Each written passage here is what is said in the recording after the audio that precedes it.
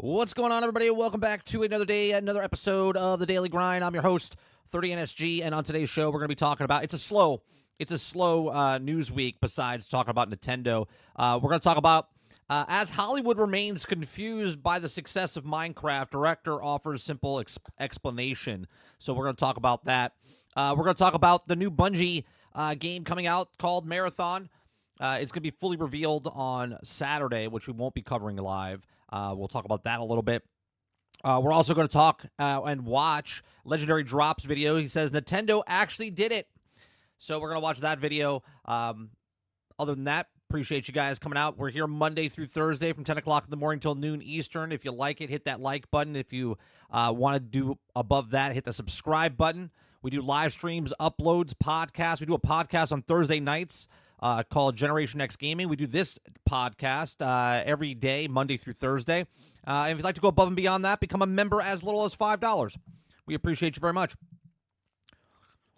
What's going on, chat? My throat's still a little bit rough, so if you hear this little, it's because I have a lozenge in my mouth. What's going on, Dustin? What's going on, Travis? Eclipse, Big Mo. What's going on, Nate? Argus, good morning. Who am I missing? Wonder Rose, good morning. Mr. Buzz Sargent, good morning. Welcome. Jay Breezy, what's going on? Robert Jones. Choco, what's going on? 30, are you from Canada? Or no, I'm not from Canada. I have relatives in Canada. They live in Toronto, but I am from the Northeast. I'm originally from New York, but I live in Florida. I've been here pretty much my whole life. I could be basically a Floridian the entire time. All right. We're gonna talk about South of Midnight a little bit. Last night I played South of Midnight. The game. Okay, I'm gonna nitpick. I'm gonna nitpick a little bit. Okay, you guys know me. I don't care about all that shit that everyone else talks about. If it's DEI, SBI, whatever. Okay, but the game itself is pretty rough around the edges as a game. Okay, as a game, the dialogue is good. The dialogue is good. Like the voice acting. The written word, the very beginning of the game is very lackluster, right? A game should come out of the gate and hit you with stuff. There's a lot of stuff that's just kind of off about it in the very beginning. Like, I don't understand how old the girl is. The way she acts, okay? So I think she's supposed to be 19. I looked it up. It says she's supposed to be 19, but she acts like she's like 15, 16 years old. She wants to be an adult, obviously, but she's not an adult, but she is an adult. Like, she has tattoos on her, so you would think she's old enough, right? I don't know when the actual game takes place in the canon of the stuff, but there's, like, things that just don't make sense. I understand it's a video game, okay? So what I like about the game, let's start with this, the sandwich here, okay? What I like about the game is I do like the artistic style of the game. Okay, I like the artistic style. We're about 3.5 hours inside the game. I think we made it to chapter 5, if I'm not mistaken. Okay, was it chapter 5 or was it chapter 4? I think we just got to chapter 5. Okay, I like the art style. I know people don't like it. Like Travis is in chat. He doesn't really like it. He doesn't like that claymation style type of stuff. But I like the art style. I like the actual what they're going for in the South type of setting. What I like the mechanics as far as the platforming goes. The bad parts now are the controls. In a video game, you need good controls. The controls are very wonky. The best way I can describe this is Ubisoft has this problem with a lot of their third-person games, even like Rockstar. Most third-person games, for when you're actually playing the game, and you guys don't understand this if you played the game or you played games like this, when you're in third person, when you hit the controller, the lag input is weird, right? So like when you're running on the trees, you kind of trying to fall off and stuff like that. It's not very exact. It's very, very choppy when it comes to it. Now, I don't know if that's the frame rate that they're trying to go for with the stop motion type of stuff, or if that's the input of the actual controls, but they have to put some sort of patch in that fixes the movement and the combat. The combat, okay, I don't want to hear anyone defend this. Okay, I thought Eclipse was joking with me last night. I didn't look until after I got off stream. Eclipse said, because I made a comment last night, I said I wish I didn't have to do the combat. Okay, because the combat is so bad. So bad. Eclipse told me last night you can go into the settings and you can shut off the combat. I didn't believe that. I was like, why would you do that? Why would you do that? They know their combat is so bad that you could go to the actual settings of the game and shut off the combat. You could skip the combat. Think about that for a second. It's a video game, okay?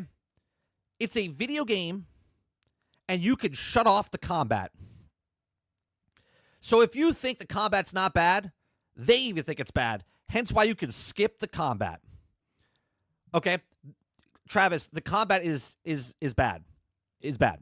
Okay? I won't say it's terrible. Okay? I think I said it was terrible last night, but it's bad. Okay? Even when you're playing and you have a dodge, your powers are getting more powerful, okay?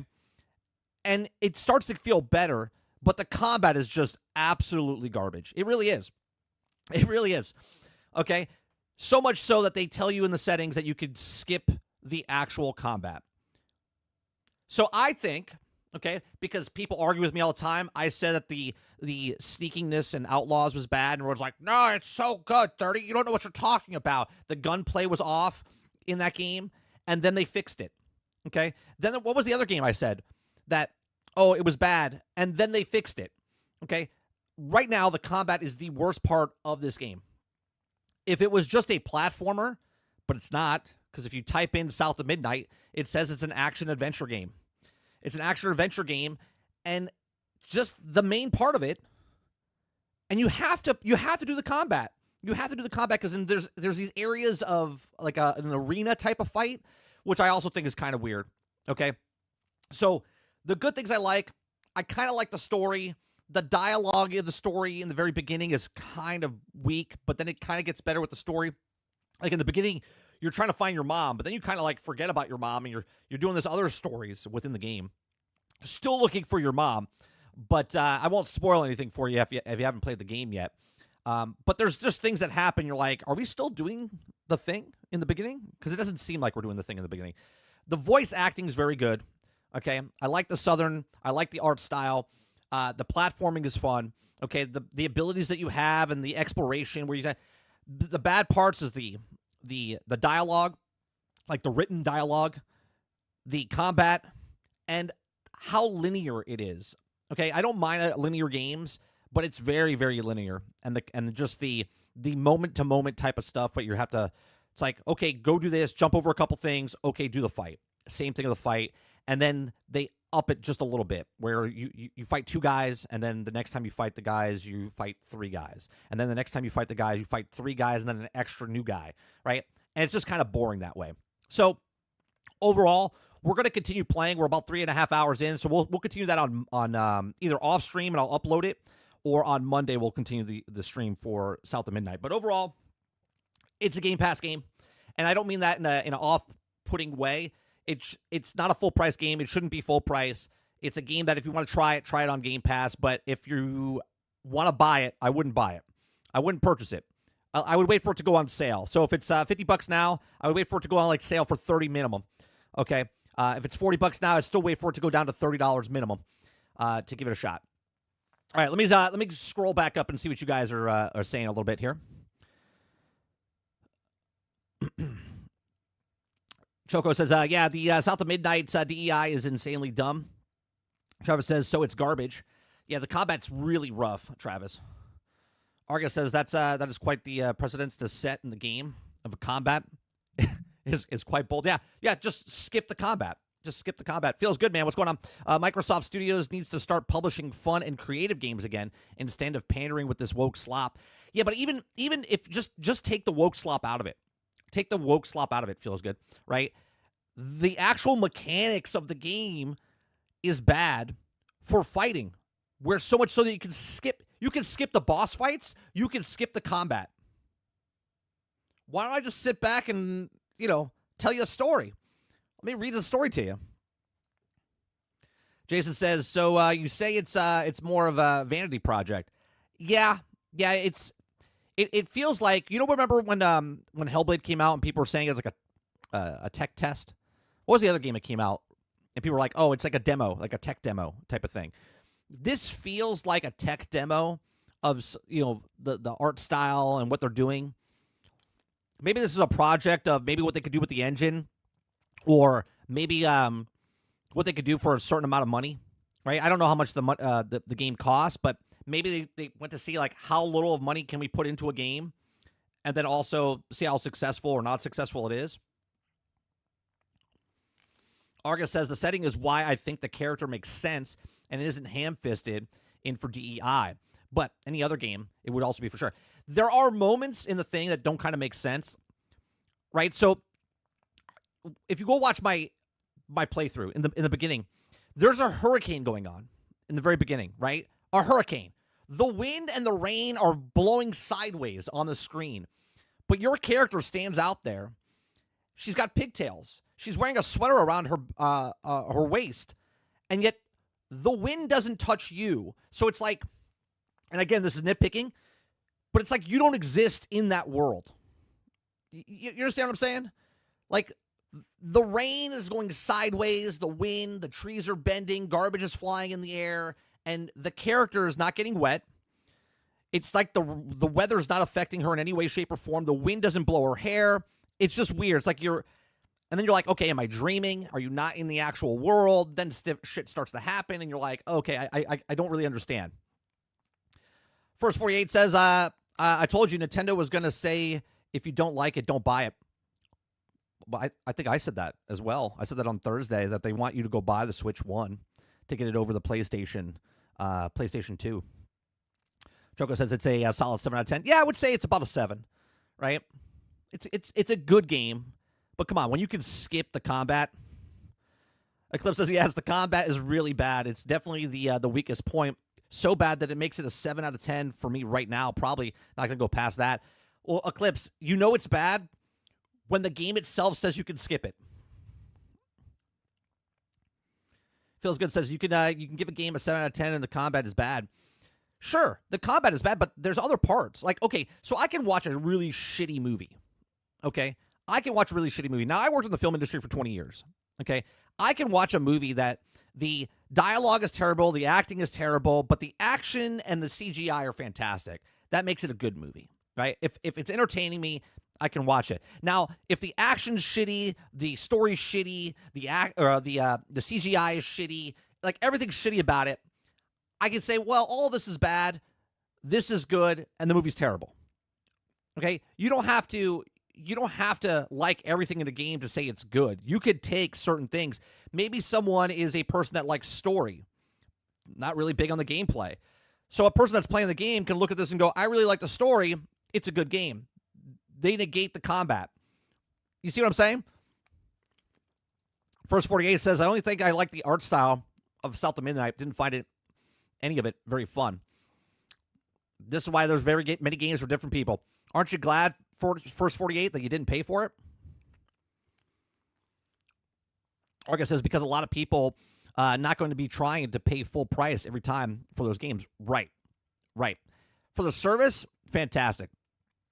Choco says, the most user reviews have averaged like 8.5 out of 10. I think the art style is making up for some of the flaws with people. Absolutely. And that's what I'm saying. I think a lot of people are just kind of like forgetting about other things, or not forgetting. They just choose not to look at those other things. Maybe they're not big gamers, but they like movie type of games. Or they like the dialogue, but they don't care about the art style. Let's see here. Arga says, I don't think anyone thought this game was going to be an absolute banger to begin with, based on what we saw. Yeah, when it first showed it, I was like, oh, I like the art style. I'll give it a shot. It's on Game Pass. Why not? Feels Good says, Microsoft needs to bring back Viva Pinata. That was a good game back in the day. That was a good game. First 48 says, look up, tell me why Microsoft made before DEI, they went woke before everyone else. I mean, I don't know what they did before. We do know they were not the only ones. I mean, hell, there was literally just an article, was it 2 weeks ago, that Sony, was it a week ago or 2 weeks ago? Sony broke all contracts with SBI. So It's not a Microsoft thing. Okay? It's not a Microsoft thing. It's a industry thing.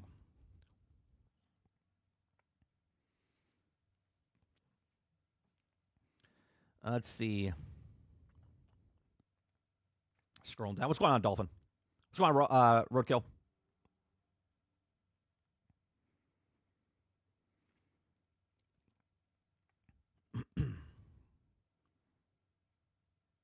Give me 1 second. I was like, I heard someone outside. It's a garbage guy.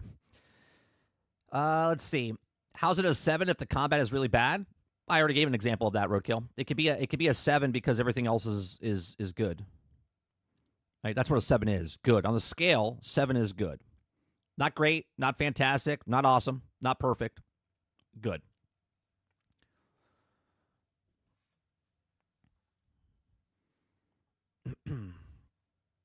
Let's see here.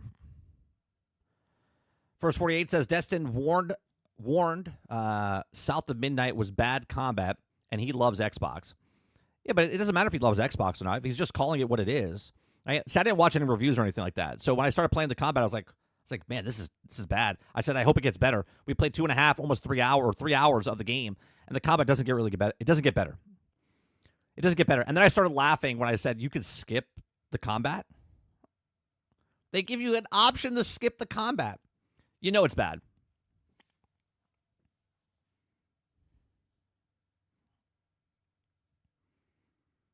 Jason says it was industry-wide. Yeah, it's not a Microsoft thing. It's literally an industry thing.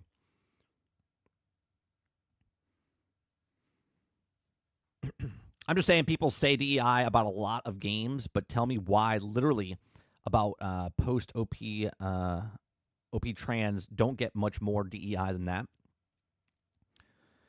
Destiny usually sugarcoats it. I'm surprised he fell out and said it was bad. He doesn't really sugarcoat stuff. Look, when everyone watches certain content creators, you think they lean that way because you lean that way. You know what I'm saying? Like, that's just nature of things, right? People watch what they like. They agree with people. They usually watch someone they want to agree with because you want to feel like you're a part of something. Destin, I've known him, met him. I shouldn't have known him. I met him back in 2016, 2017, had conversations with him in person. He's very, very straightforward. Now, because he worked for IGN, now he's on his own. You could say that he was a shill because of IGN, but he's usually pretty truthful about stuff, and sometimes he's outside the box, and people don't like that, right? He says something, and they're like, "Oh, this guy is crazy." I mean, he did say the Flash is too fast during Suicide Squad. His review said the Flash was too fast. I started laughing. I was like, that's pretty bold. That's a Superman is too strong, water's too wet, Flash is too fast. You know, those type of comments.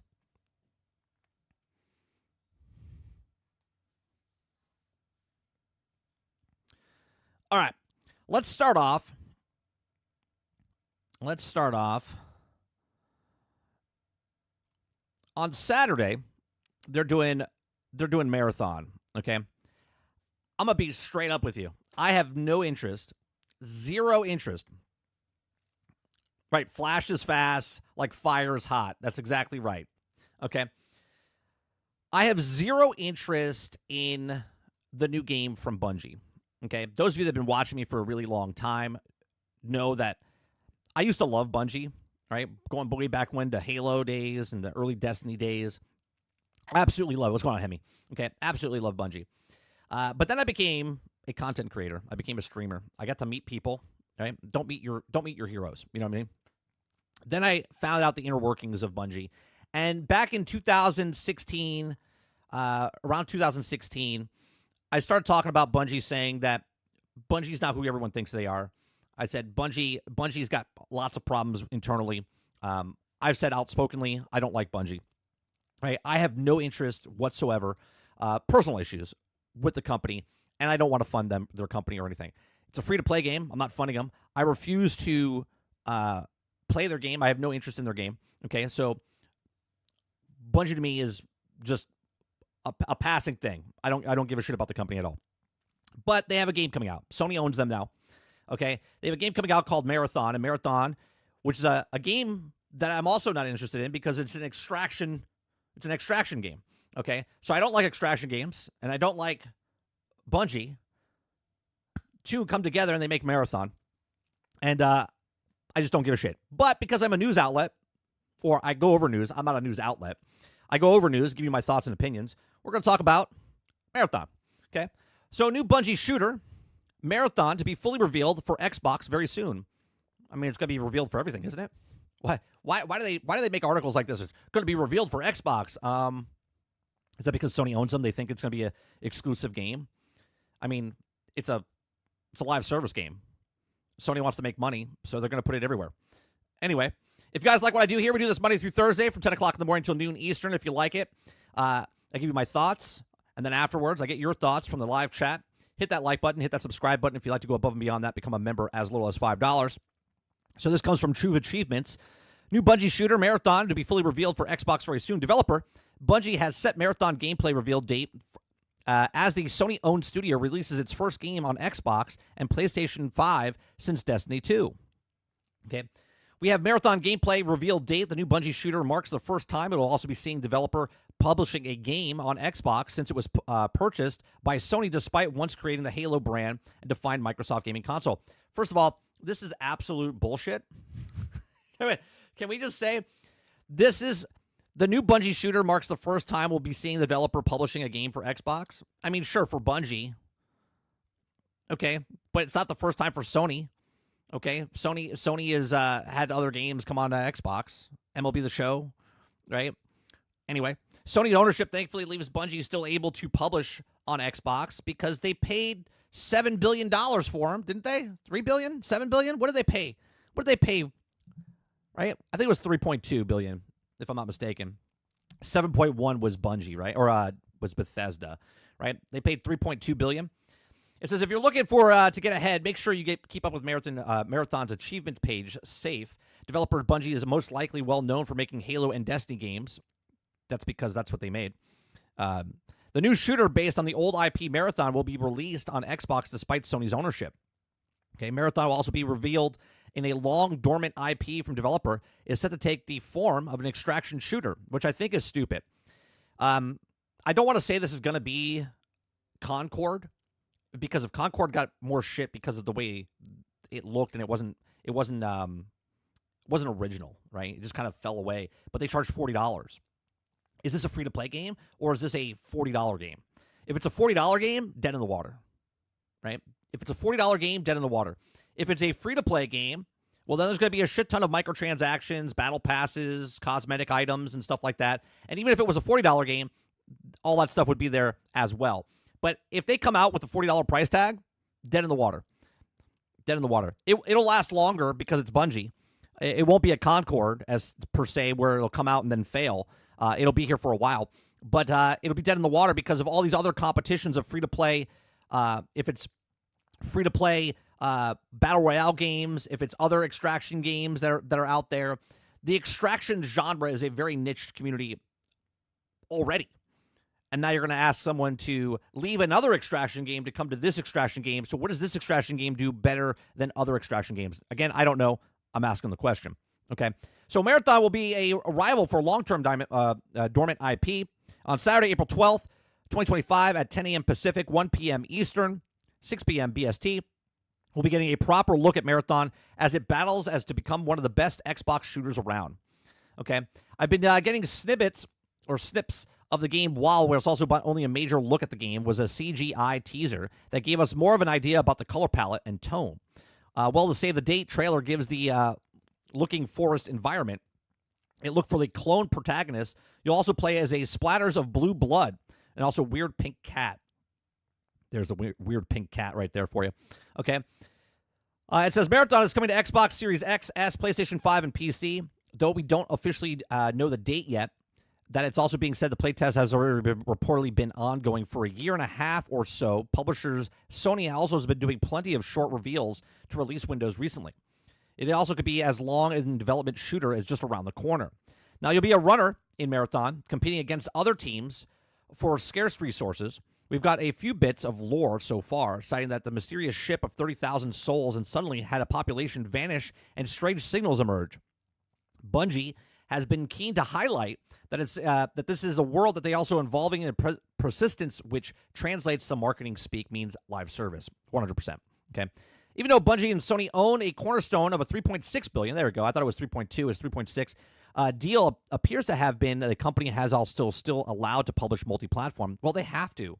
They have to. If they want to make that $3.6 billion back, they have to make their next game. It's not like Bungie has like 15 games out there. It's not like Bungie is a Ubisoft where they have all these IPs. They had Halo. They had Destiny.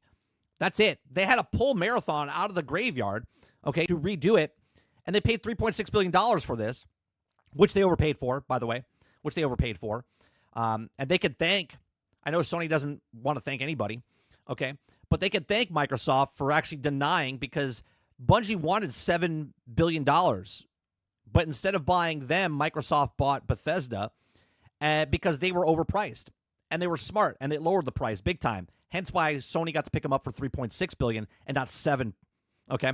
So Bungie also retained total independence from the first-party PlayStation Studio teams, which keeps currently separated from the Titan developers like Naughty Dog and Insomniac Games. Despite the deal, Bungie has also been struggling immensely in recent times. Reports have suggested boardroom war after Destiny 2 missed sales milestones with some of the expansions, and also result that Sony held right to jump in and make changes. The result is a massive layoffs, and Splinter Team housed under PlayStation Studios that is also working on another game. For all this trouble, Bungie is still Bungie. Is it, though? Is Bungie still Bungie? That's like saying Rocksteady is still Rocksteady and Bethesda is still Bethesda, or BioWare is still BioWare. None of these things are true, by the way. Most of these people that live or work for these companies are not there anymore. They've left to go make other projects, or they went to make their own studios. So much so that lots of people from Bungie left Bungie to go start, what was the company that made Concord, right? And they made a new studio, got bought out, and then got closed down. So this gives Marathon some pedigree to live up to. When the gameplay trailer drops, you'll be able to get much better assessment to just how promising this looks. So, question from them, my question to you, will you be tuning in on this Saturday to simply let us know to consider Halo amongst the best multiplayer games and remains amongst the best two-player games on Xbox? Different time period. Less games, less competition back then when Halo came out. Halo was phenomenal back in the day with LAN parties and whatnot. If you're going in right now saying because Bungie made Halo and because Halo was so big back in the day, you're saying right now that you're already setting the precedence of Bungie because they made Halo and it was so big back in the day that there's this next game that they come out with, okay, is going to be just as big as Halo back in the day. Sorry, that's not going to happen. It could be popular right away because it's a brand new game, but you're putting a lot of pressure on a team that's not the same team that made Halo back in the day. We're not in the same atmosphere, okay, or landscape, I should say, of the gaming industry as far as why it was popular back then compared to what's popular today. There's a lot more games out today, a lot more stuff to play, a lot more variants, okay, and there's so many free-to-play games, so many Battle Royale games. There's this stat of only 60% is playing 7 games. Was it 7 games?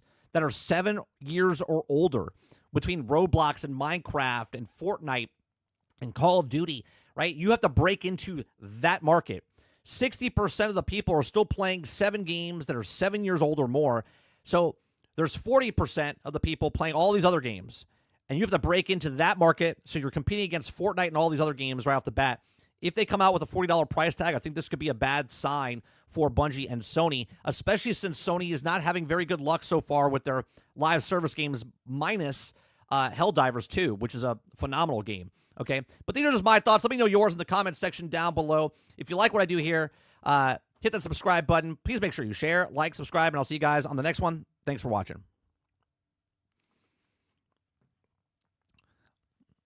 All right, chat, let me scroll back up. See what you guys are saying.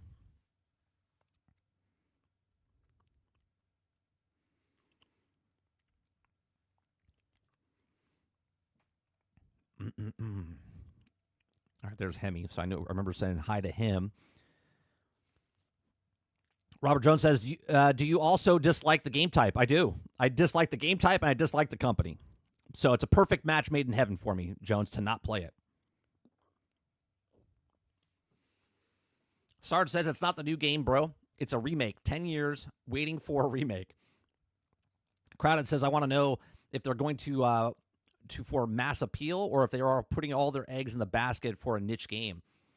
Well, if it's an extraction game, it's already a niche game, House. If it's an extraction shooter, PvP extraction shooter, then it's already a niche game.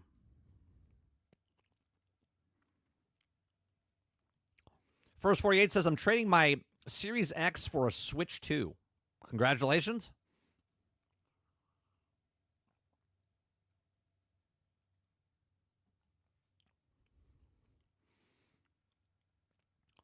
Roadkill says, hit the F and like button.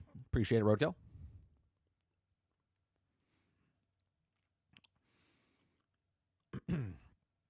First 48 says $3 billion for Bungie, and they said they have no plans to keep the game solely for PlayStation. Right, well, this is the same conversation we can say when Bethesda got purchased for $7 billion, and Phil Spencer said it's a case-by-case scenario, and when they also bought Activision for $69 billion, giggity, and everyone's like, they're going to take Call of Duty away from PlayStation. No, they're not, you morons.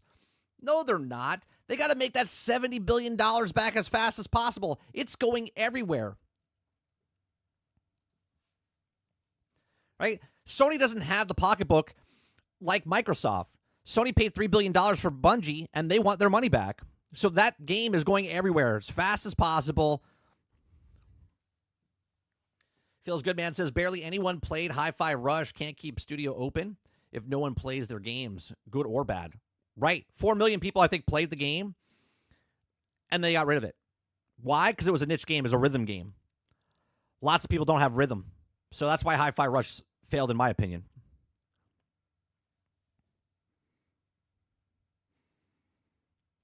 House says, most extraction shooters have a paywall. I wouldn't count on it being free to play. Well, if it's $40, why are people going to play this game? Because of Bungie? Do you know what I mean? Most people play extraction shooters right now on PC. So that's going to be probably your bigger player base for this genre of game.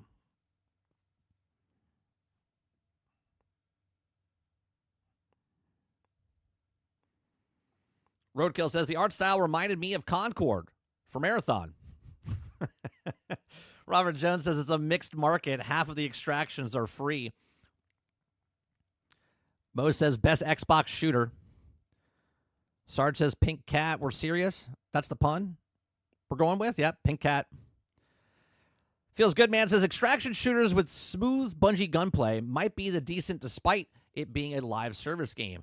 Oh, no. There's no arguing there. Feels good, right? Bungie makes great shooters. Fantastic, smooth. It's awesome playing.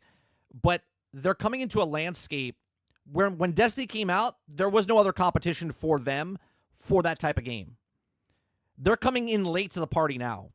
They're trying to compete with other extraction shooters and other free-to-play games that are out there. If they charge $40, they're going up against Extraction, which is a niche community, okay? And if it's free-to-play, they're going up against everybody else that's free-to-play. Why am I going to play your game when I have been playing this other game? This game has to hit the bar of all those other games and go above to pull people from those games.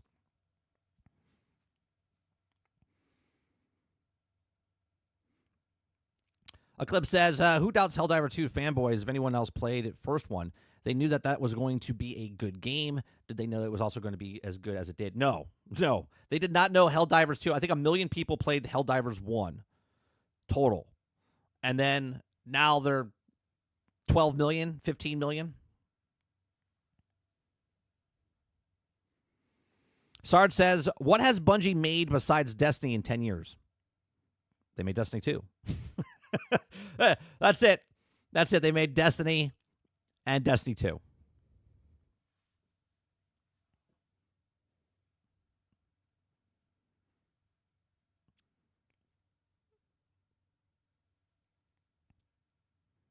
If you think Halo Trilogy is bad, then I don't know what to tell you. Who said the Halo Trilogy was bad? Nobody said Halo is bad. Oh, Travis did. Well, you can't listen to Travis.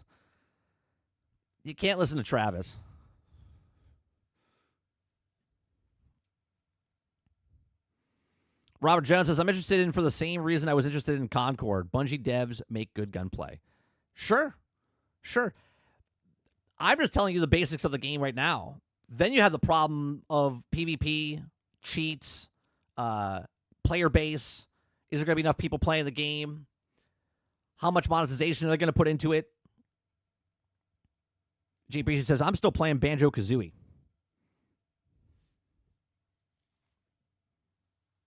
El Nini says, I don't know why people want this to fail without seeing gameplay. It's so weird. No, but I never said I want it to fail in any way, shape, or form, Ellie. Right? Never said anything of the sort. I said, before I even talked about the story, I don't like Bungie. I never said I want Bungie to fail. I just said they're coming out with this game and then making an extraction, and the extraction coming out in the world of other extractions that people are already playing and been playing for years. And if it's a $40 game, they're going to be in problems. And if it's a free-to-play game, they're still going up against the free-to-play.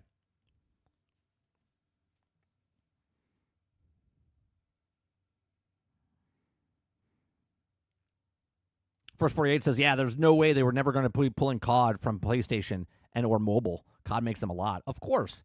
Anyone that thought they were trying to get COD away from PlayStation is retarded. I'm sorry. If you thought they were going to take the largest PvP game on the planet off another platform, is retarded.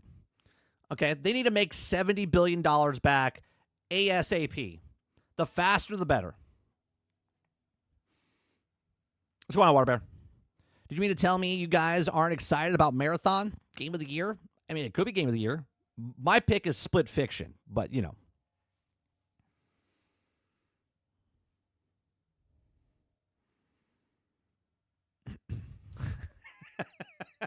Sarge says Travis is the Richard Kramer of gaming. If you guys don't know who Kramer is, he's the guy that says all the stocks. He's like, this is a bad stock, and then the stock rises. He's like, this is a good stock, and the fucking stock crashes. Everything he says goes the opposite.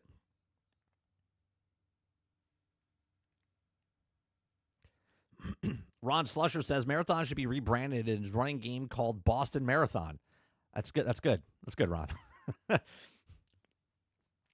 Big Mo says June 8th, 10 a.m. Pacific, Xbox Showcase, followed by Outer Worlds 2 Direct.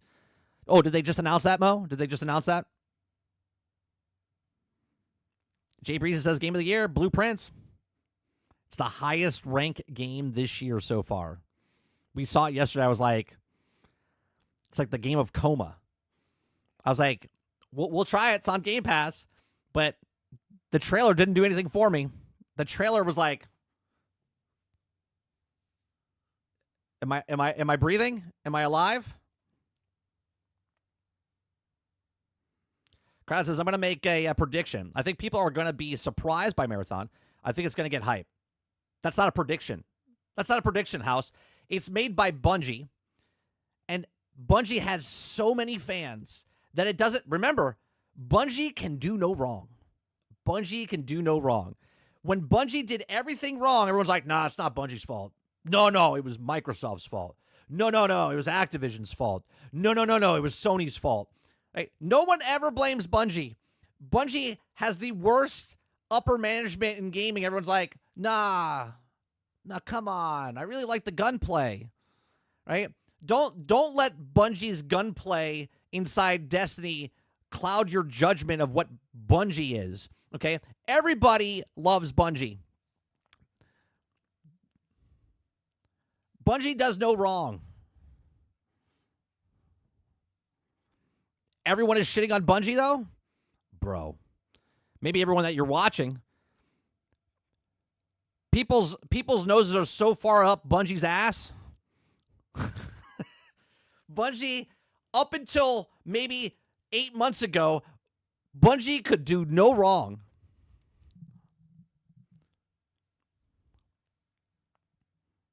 I know, because we have a podcast Thursday nights that we talk about Bungie. We talked about it for years. And everybody else is like, nah. Bungie's awesome. Bungie's perfect. They're so good. They're so great. Now the words come out and everyone's like, man, Bungie sucks. Like 5 people. Everybody else is like, nah, man. No. I love Bungie. They're still doing their dailies right now.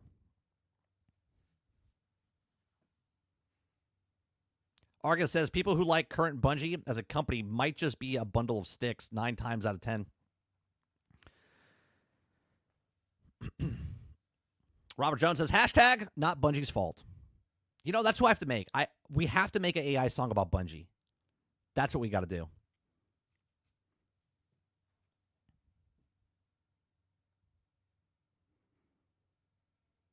PS5 Blows says, I beat the first Destiny and then stop. Sorry, Bungie.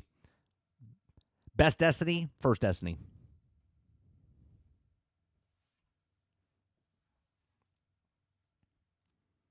Well, I think they say it's going to flop, House, because 2 things. Live service and Sony. And because Concord was live service and Sony, and it bombed, they assumed that because Bungie's making a live service, it's going to go the way of Concord. And that's not going to be, right? There's no way this game's going to bomb. I said that if it's a $40 price tag, they're going to have problems, okay? It's going to be a big mistake if they do a $40 price tag. Okay, if it's a free-to-play, they still have problems because they have to get into the market of everybody else that's already got a game established, and the people that are playing those games will come over, dip their toe in it, and then go back to the game that they have.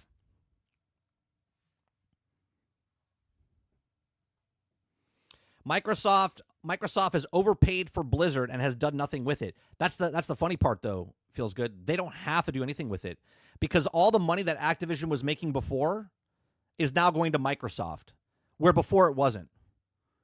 So Activision doing exactly what it's doing now is still making a shit ton of money for Microsoft. So what Candy Crush is making and all the other mobile games that are making billions of dollars, right, they're making that money back. I think Xbox is in their possession. I forget what the article was. We did it a couple months ago. I think they have 20. Was it 20? Was it 17? 17 or 20 companies that are making $1 billion each.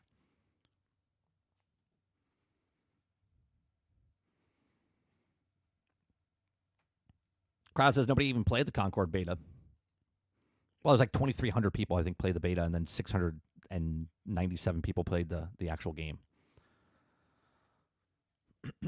As he says, 30, the Bungie parody needs to be styled like the Addams Family theme. Oh, that's a good idea. It's a good idea, Z. I'll see what I can do. Bungie. Bungie.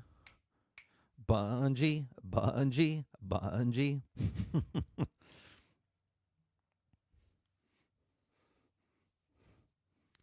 We'll put a goat sound in there.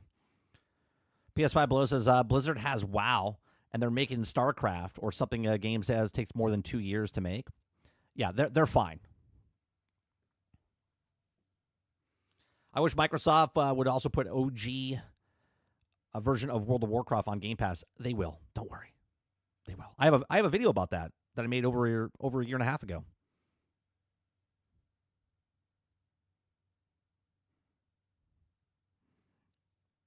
Eclipse says, yeah, they've already made $7 billion off of the IP. Has done nothing. It's called easy money, right? They're just collecting. They're just collecting a check.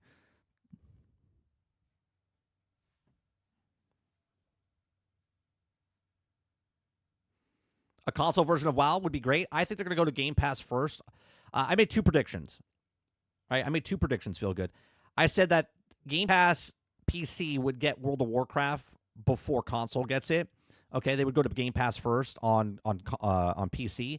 I also said that Microsoft's trying to merge all those things together. Right now they have Battle.net, which makes a shit ton of money. There's 30 million, 40 million people that are playing for Battle.net.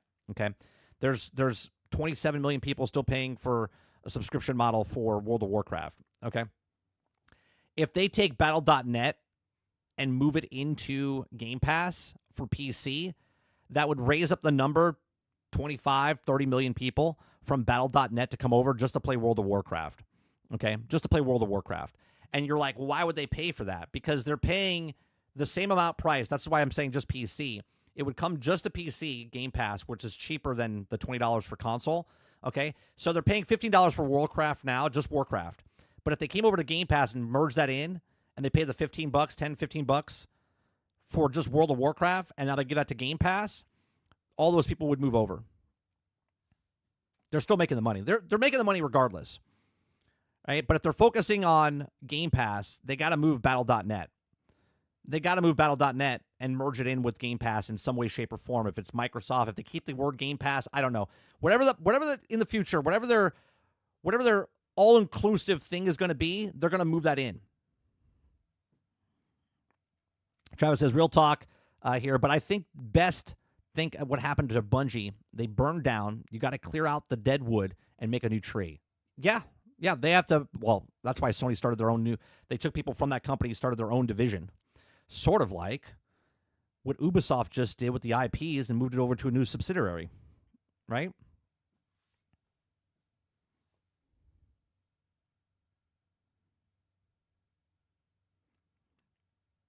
Again, that's my prediction. We'll see what happens. Because I can't imagine Microsoft that wants to make everything Windows, where they're trying to merge everything into the Windows department, okay? I can't imagine them keeping Battle.net. They're just trying to figure shit out. They're like, all right, well, how do we get people from over here to move over here? Because they don't want Battle.net and then Windows and then Game Pass and all this other stuff. They want to include everything into one. Make the value.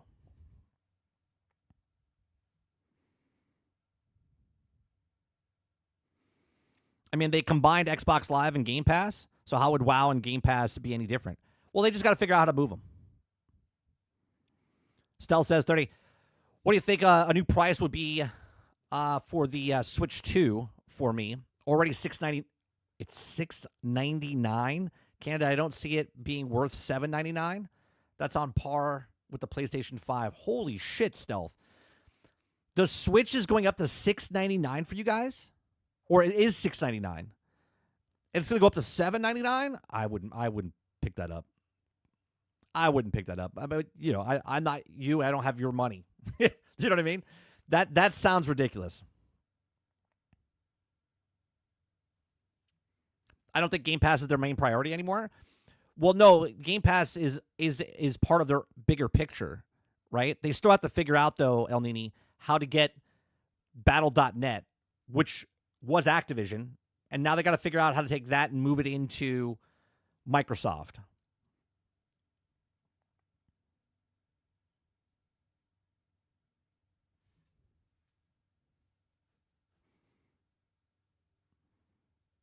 Well, they're making that money regardless. You see what I'm saying? First 48 says it's definitely going to go to Game Pass, but they're still going to charge you an extra monthly fee. I don't think they will. Because if the person's not on Game Pass right now and they're paying $15 a month to play WoW on Battle.net, then they merge that in. Now that person's on Game Pass. Now that person's paying $15 for Game Pass. WoW is on Game Pass, and they're still making that. And now Game Pass numbers go up. You see what I'm saying? That person that's paying $15 doesn't need to pay an extra money on top of that. They're just getting $15 and moving them over here.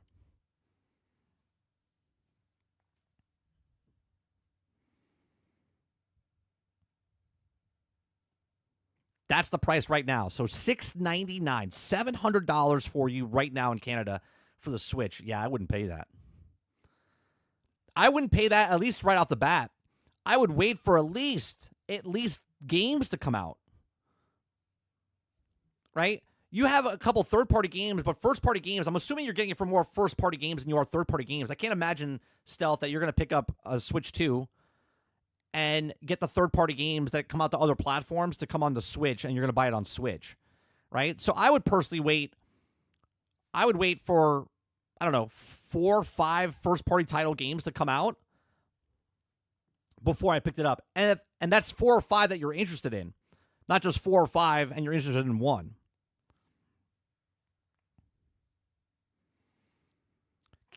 Canada games are already $103 after tax. Jesus.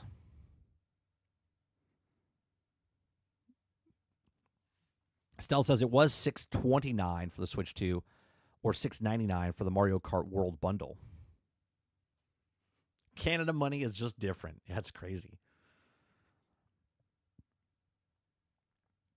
At that price, Switch 2 can collect dust at the store. Right, Quintar? Like, it's crazy. I don't need anything that bad. Do you know what I mean? Like, you have a system right now. You either have, and I know Stealth, okay? Stealth either has a PlayStation, an Xbox, a PC. He's already got a Switch. He's probably got a VR headset. He's got probably everything. And I don't think Stealth needs another a new Switch for Mario Kart. You know what I mean? You could wait. There's so many games that you could play right now that you already own. But you do what you do you, Stealth. But you've been around here long enough.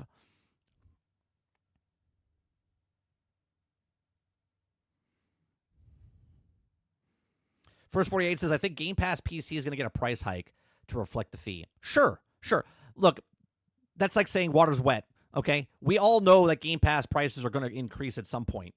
The value is insane, right? We've had this conversation. I know you weren't here. We've had this conversation in the past, right? Waterbear asks all the time, what would you pay? What would the price that you pay the most for Game Pass? Okay, if a video game, one game, cost $80, $90, $100, okay, what would you pay for Game Pass for brand new games that come out if it's $6 a year, okay, whatever it is for Xbox, but you have all the other games that come out 6 months afterwards that go on Game Pass? $80 for one game, $90 for one game, or $20, $25, $30. It could go to $30. Even if it went to $80 for Game Pass, think about this for a second. If it went to $80, you have access to 400 games for that. Or you get $80 for one game. Now, I'm not saying it's going up to $80. What I'm saying is the value of Game Pass is ridiculous. It's ridiculous.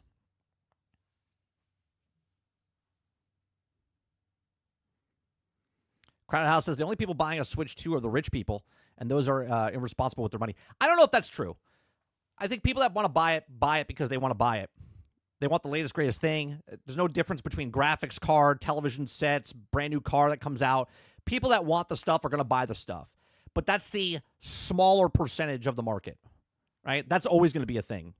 Then you have the people that can't afford it but then buy it and then regret it later type of people. Robert Jones says it would be taking actual effort to integrate Battle.net and Xbox. This is why they hasn't happened yet. Combining Xbox Live and Game Pass was flipping a switch. Right. And that's why I say they're taking their time with it, trying to figure out how to get Battle.net over into their market.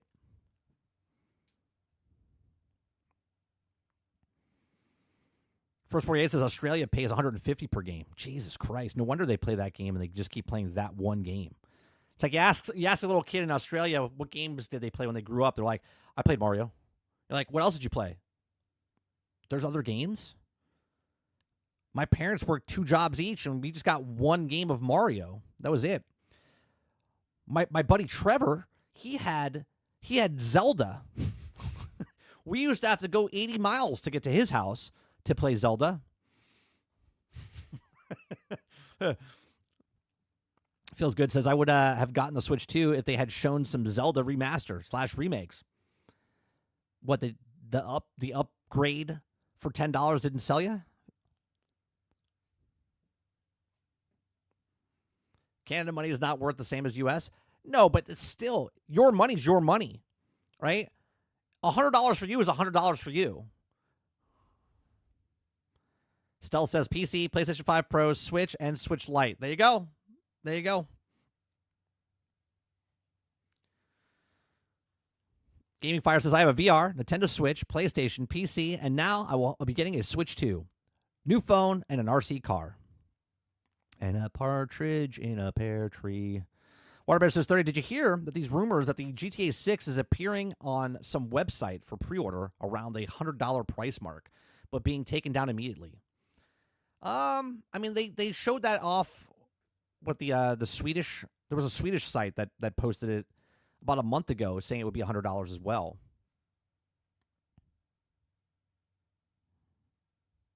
Go on, Sin.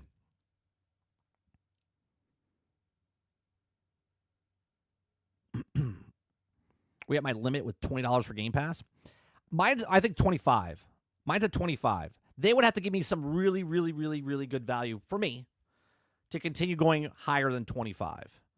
I would be okay if it went up to 25, not one shot, by the way. Like right now it's 20, and if it goes to 21, 22, and 24, and whatever. So I would say about another year and a half to 2 years. If it goes above 25, I would have to rethink it. But by the time that happens, my son's 10 now. So by the time he's like maybe 15, 16, if it goes up past that, we'll see. Because right now it's worth it because he's young. He plays multiple games.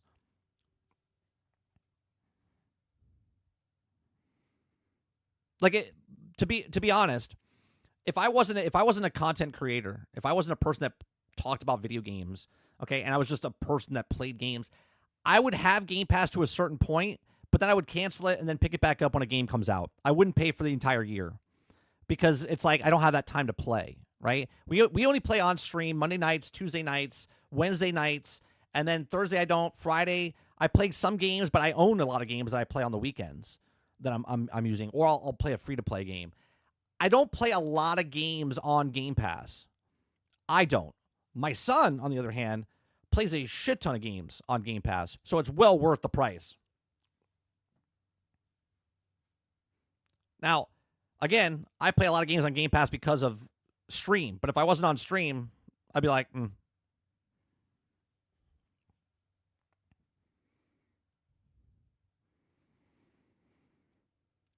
Let's see what you guys are saying. First 48 says Wind Waker.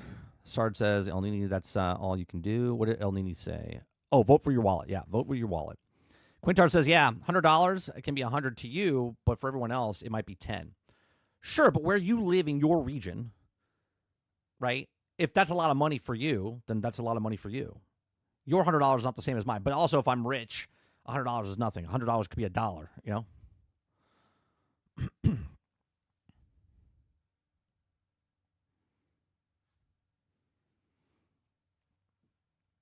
El Nini says, yeah, Sarge, you can vote, voice your opinion, but the real vote for the corporations to listen to is what makes you with your wallets. That's right. Gaming Fire says Game Pass is a disappointment.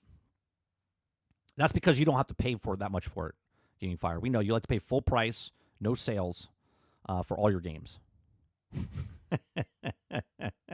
Yeah, we know you like to pay full price for every game that comes out. Play it for 10 minutes and move on to the next full price game.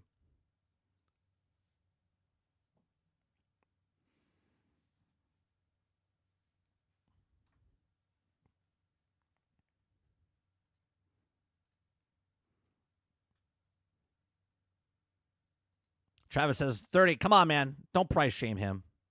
Look, if you're going to brag about stuff, you're open game. If you're going to tell me how many things you buy, it's like duck hunting season.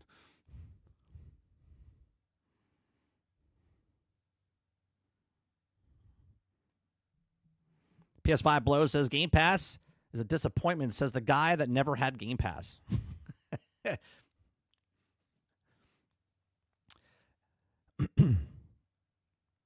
Well, to be fair, Gaming Fire didn't have game. He got Game Pass, got rid of Game Pass, got PlayStation Plus, played RoboCop, didn't like RoboCop, and then moved on.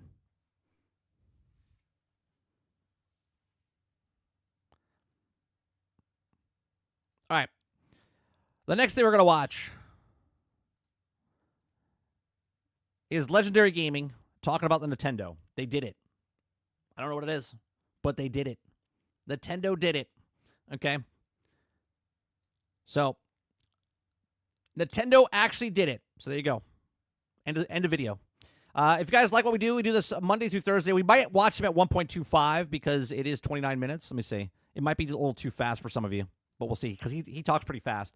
But if you like what we do, description's down below. If you like his channel, go over to his channel, give it a like, give it a thumbs up, give it a subscription. We just watch, pause, give you my thoughts and opinions, go back and forth with you guys. So if you like it, hit that like button, hit that subscribe button on my channel. All right, I appreciate you. Here we go.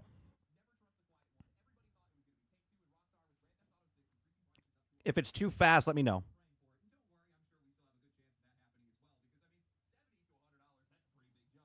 80 to 100. You can't I mean, hear that's 'em. not too bad, right? Let's start it again. Never trust the quiet There we one. go. Everybody thought it was going to be Take-Two and Rockstar with Grand Theft Auto 6 increasing prices up to $100. Hell, we had people that were praying for it. And don't worry, I'm sure we still have a good chance of that happening as well. Because, I mean, $70 to $100, that's a pretty big jump. But 80 to 100. Is that too fast? Is the 1.25 fast? Or is that a good speed for you guys? I mean, that's not too bad, right? It was Nintendo, the one that nobody was talking about. During their announcement of the Nintendo Switch 2, showing off some things that people could genuinely get excited about, well, there was something that wasn't on the showcase, and that was price. And the minute that you went to their website, that was when they slid in the dagger of a $449 console and the overhead finisher of $80 digital video games. Nobody saw this coming. I didn't see this coming. I don't want to say nobody saw it coming, right? I mean, I lowballed the price. Everyone thought the price tag was going to be $500. I said I think they should go $350, $400. Okay. A lot of you guys in channel through the months and stuff with all the leaks coming out thought it was going to be a $500 price tag. So I think I don't think a lot of people were shocked. Look, I actually don't think the price of the console is bad. I don't. I think the price of the console is bad with the price of the games. Okay, and I sit on GXG. I think that they'll lower the price of the game system. Okay, right? I think they'll lower the price of the game system because they don't want to lower the price of the software. I mean, we know that all these... Yeah, a lot of people said $450, $500. A lot of people did. CEOs have been talking about increasing prices for like the last 5 years. Every single one of them has talked about it. But I never saw it coming from Nintendo, and people are pissed. Rightfully so. There are also people that are defending it. Don't worry, I have some things to say just to you. But the more that I think about it, the more it makes sense why it would be Nintendo and not anybody else. And it's for reasons that I don't think anybody's taking the time to actually consider. Lord knows it's not games media. They expose themselves yet again with this one. Who would have guessed? But there are some... Yeah, El Nini, when you guys said it was $450, $500 originally, I was like, that's high. If they really want to win the market, I said they should go in below 400 is what I said, right? But a lot of you guys were spot on with the price. And again, I don't think the price is the big deal. I think the price is a big deal with the price of the games. You know what I'm saying? If the price of the system was what it is, and the games were the same price as Nintendo games were now, $60, I think that would be fine. But it's not. And now with the price, and now the tariffs, and now the other stuff that's happening on top of it, that's where people are losing it. They're like, I don't know. Unique circumstances that Nintendo is in or has been in for the last few years that would lead them down this route. And spoiler alert, it's not tariffs. I don't think this is going to end well. Economically, socially, we are in the lowest point of trust this industry has ever seen. And if Nintendo goes down this route, as well as any of these other publishers or studios, it's only going to end poorly. Simple as that. They are playing with fire in the middle of dry season, and they're risking everything going up in flames. But before that, your walls are looking pretty bare, and you could use today's sponsor. Did you just say my balls are bare? Probably shouldn't be touching this. Oh, walls. Now let me put you guys on walls something are bare. Displate It's like, well, hold on a second there, Legendary Drops. fans really shouldn't miss out on, and that's the Displate Club. It's a membership that seriously allows you to level up your collection game. You get free shipping, early access to limited and ultra-limited drops, and even the ability to customize and create your own displays. Plus, every 12 months, you get a voucher equal to your joining orders. These things are expensive. Have you guys looked at some of the displays? Right? They're expensive. I mean, it's sheets of metal. You know what I mean?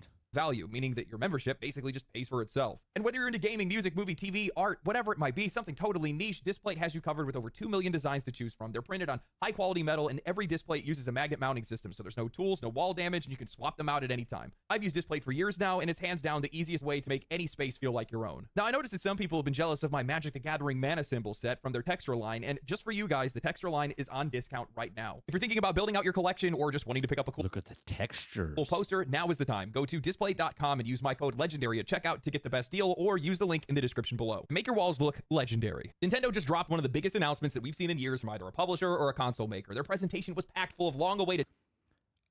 Argus says, yeah, I really wanted some displays, but I have bought 0 because they're too expensive. I mean, you could buy 4 displays or 1 Nintendo Switch.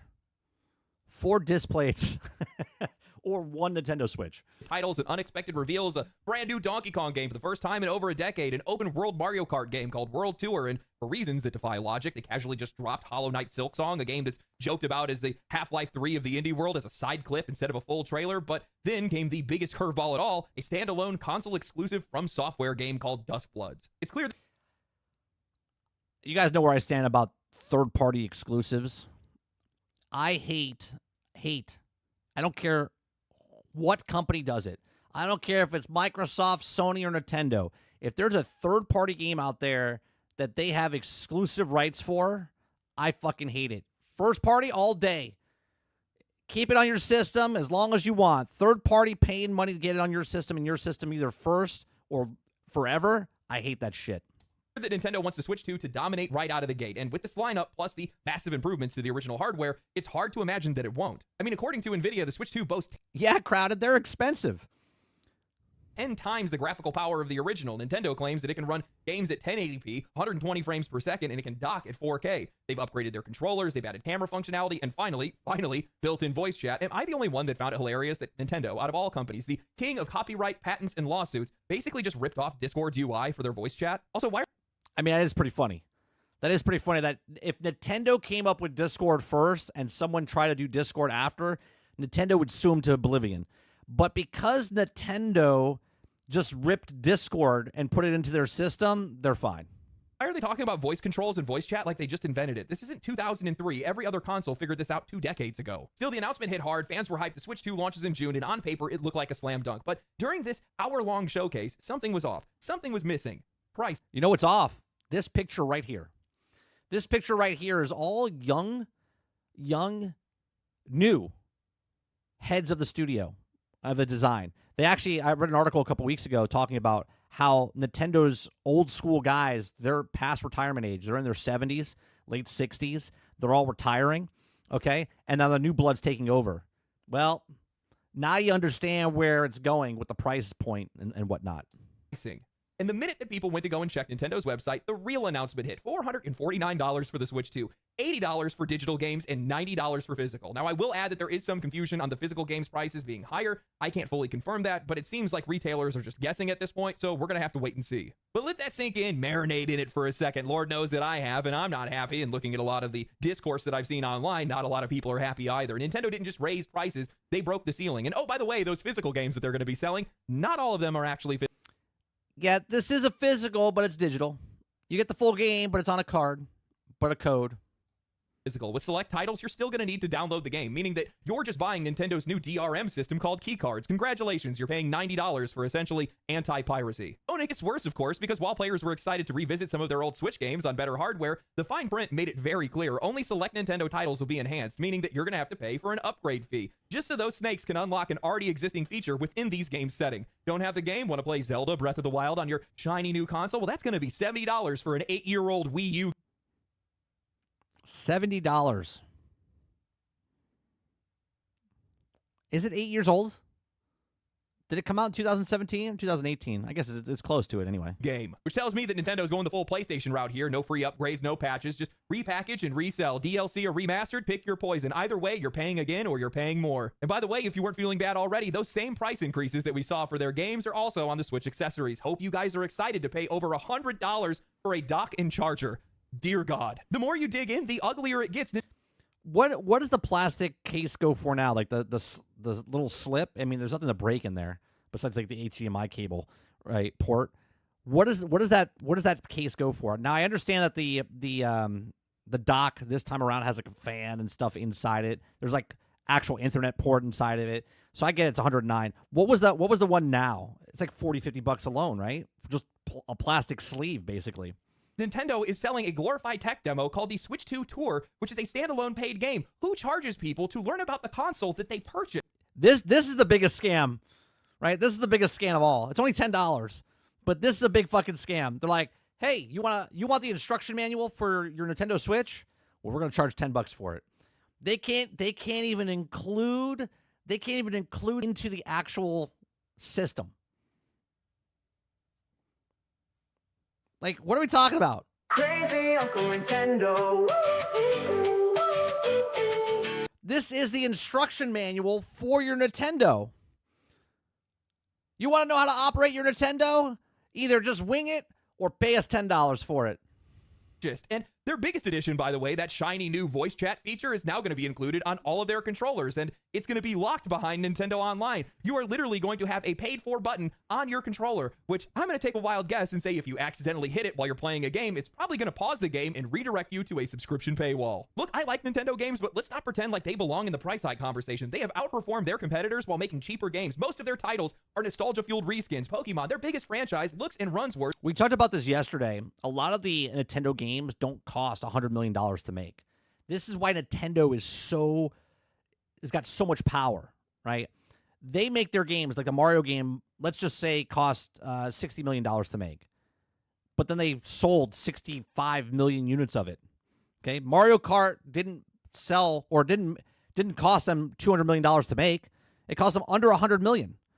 And then they sold it in 65 million. That's a lot of money. That's profit. Okay, where these other games on on PlayStation and Xbox, their price is extremely high, right? It's very bloated. This is why I think like games like South of Midnight, I think cost around $50 to $70 million. And because it's on Game Pass, they'll make that money back faster than if they charge, if it was $200 million and they have to pay or get 7 million units sold for that. This is why I think the game price for, and I've said this in the past, why Xbox games on Game Pass are in the 80, like 82s, 85s, right? They're in the low 80s because the price that they're paying for those games to get them up to a 90 would be like a $200 million budget, okay? But now they're spending like 70 mil to 150 mil, and it gets them in that price range, which is good because that's profitable for Game Pass. Worse than most mobile games do. And while they're flexing about 120 FPS on a handheld, forgive me for being skeptical. We've heard that before. Xbox Series X and PlayStation 5 have claimed 60 FPS when they can barely hit 30. Hell, they've already showed off Cyberpunk 2077 and how it's only going to run at 40 FPS. Why would you pay for this? Why would you pay for this? Think about this for a second. You're a Nintendo Switch owner right now, right? You're a Nintendo Switch owner right now. You never played Cyberpunk because you're only a Nintendo Switch owner. But to play Cyberpunk that you're interested in, you can't play this on the Switch now. You only can play this on the new Switch. So are you going to spend $500 on a new Switch to play a worse version of Cyberpunk? Or are you going to spend $500 on a PlayStation and then play Cyberpunk? You see what I'm saying? It makes no sense to me. The clientele, how many people are going to buy Cyberpunk? I mean, to be fair, this is probably a complete version where people that are on the systems now had to wait 3 years to get fixed. Yes, they are constantly a step behind. Nintendo has suffered the least, profited the most, and now they're asking for more. Nah, not like this. So why? Why now? Why would Nintendo, out of all companies, want to make this move? Well, if you ask Games Media, it's definitely not about greed or timing. It's politics. Within hours of the presentation, half of the headlines were running talking about the newly announced U.S. tariffs. Trump tariffs raised the price. Yeah, the tariffs were being talked about before the actual tariffs actually kicked in or were talked about, right? And again, I had a conspiracy about this. Nintendo did this on purpose, right? Nintendo didn't have a showcase ahead of time. We knew about the tariff meeting that Trump was doing on April 2nd when he first got in office. He said April 2nd, April 2nd, April 2nd is what he said back in January. Nintendo didn't say shit about this announcement until like a couple days before. Said, hey, Tuesday we're doing an event. I think they did it on purpose. One, they didn't show about the price. They didn't want to tell about the price because if they talked about the price when Trump was talking about the tariffs, then it would fluctuate. So they just stayed quiet, put it out there, got people buzzing about it. Then they did his announcement. Then afterwards, they didn't say it. They just stayed quiet and let everyone else run with the prices and said it was all about the tariffs. Prices, they cried, as if a single announcement explains a half a decade-long conversation about price hikes. Never mind the fact that Capcom CEO last year was talking about how games were underpriced. EA CEO has floated the idea. Take-Two Strauss Zelnick has definitely been pushing for $100 games for years. Just a couple months ago, on this very channel, I covered multiple articles gushing over the hope that Grand Theft Auto 6 would push game prices to $100. I saw the Quintard says, meanwhile, Apple just got a huge shipment in right before the tariffs.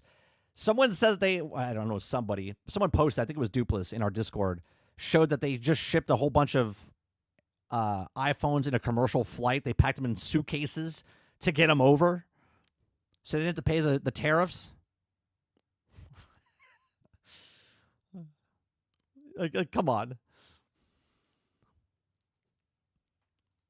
But no, let's forget all that. It's the tariffs, totally. Nothing to do with the ongoing conversation about the last 2 brutal years of failed live service projects, third and first party flops, and bloated development costs. Let's not mention that maybe, just maybe, these companies are scrambling to stay afloat and want to offload some of their costs onto the customer. I swear that half of these... Oh, absolutely, Argus. It's exactly right. Argus says, which is good because it could blames the tariffs, then they wouldn't be able to make the price point change permanent, right? Right. Writers wanted to cover politics, but they settled for video games. For 2 straight days, games media ran with the headlines blaming tariffs for the price increase on both the Switch 2 hardware and its games. The only problem is none of that made any sense. You can't tariff digital goods for one, and the actual tariff numbers weren't released or revealed until the day before the Nintendo Direct, and yet every major outlet insisted that the price hike was tariff-driven, only for Nintendo to later then go out and release a statement delaying pre-orders because of the tariffs. That means the original price of $449 was set before any tariff impact. That's so correct. What actually happened? Well, the media lied for 48 hours and then got... That's right. The media lied to make a spin. Right? Think about that. They decided to make the thing on the day that they were making the tariff talk, stayed quiet for 5 days. 6 days? No, 7 days. They didn't come out until the 9th, right? When did they come out officially and say it? Today's what, the 9th? Oh, today's the 9th. It took them 5 days. It took them 5 days to come out. They came out on the 7th to actually say what the price was. But by that time, right, the media ran with it for 2 days, 3 days. Lucky when reality bailed them out. Yes, of course, tariffs are going to have some effect, but they're not the original cause, nor do they explain the price hike of $299 for the original Switch to $449 for the Switch 2. The more obvious explanation, Nintendo just wants to make more money. The Switch 2 was already one of the most profitable pieces. Look, every company wants to make more money. Hence why digital games came out and they didn't go down in price. Digital games never went down in price. You don't have the box. You don't have the instruction manual. There's no shipping. There's no shelf space. It's literally beaming down, and instead of charging you for that stuff, they charge you for convenience. They were already making more money off of each game because of digital, and yet they want to make more off the digital. Of hardware in gaming history. Oh, and by the way, I said it on GXG that they want the price to be what it is so they can sell more Switches because they're so close at beating PlayStation 2 that they want you to go, hey, brokies, if you can't afford it, they basically what they just said yesterday, if you can't afford a Switch 2, there's still the Switch 1. Outselling both the Xbox Series X and the PlayStation 5, and now they're looking to push that even further with the Switch 2. I mean, there are real cost increases across the board right now, yet not a single outlet mentioned it. Scarcity, material costs, chip shortages, all these things factor in. What they are conveniently forgetting is that when the original Switch launched, there was no competition in the handheld gaming space. Now, you have the Steam Deck, ROG Ally, Legion Go, and many more. Demand for handheld components has skyrocketed, and with it, the cost of manufacturing. That pressure didn't exist back in 2017. How did nobody see this? But right now, Xbox and PlayStation, well, PlayStation, they have the Portal, right? The Portal is priced at what, 200? Is it 200 or 300, chat? Now, the Portal only plays the games through Wi-Fi or whatnot. But if they can get that where you can play a lot more games on that system, if I don't need a PlayStation 5 to use the Portal, if I could just buy the Portal, okay, and play all the games on the Portal, PlayStation would make a killing. Nobody bought it because you need to buy a PlayStation 5 and then get the Portal. Okay? If PlayStation comes out and says, "Well, here's a Portal, you don't need to buy a PlayStation. You can just stream. It's just a streaming console." Okay? They would make a killing.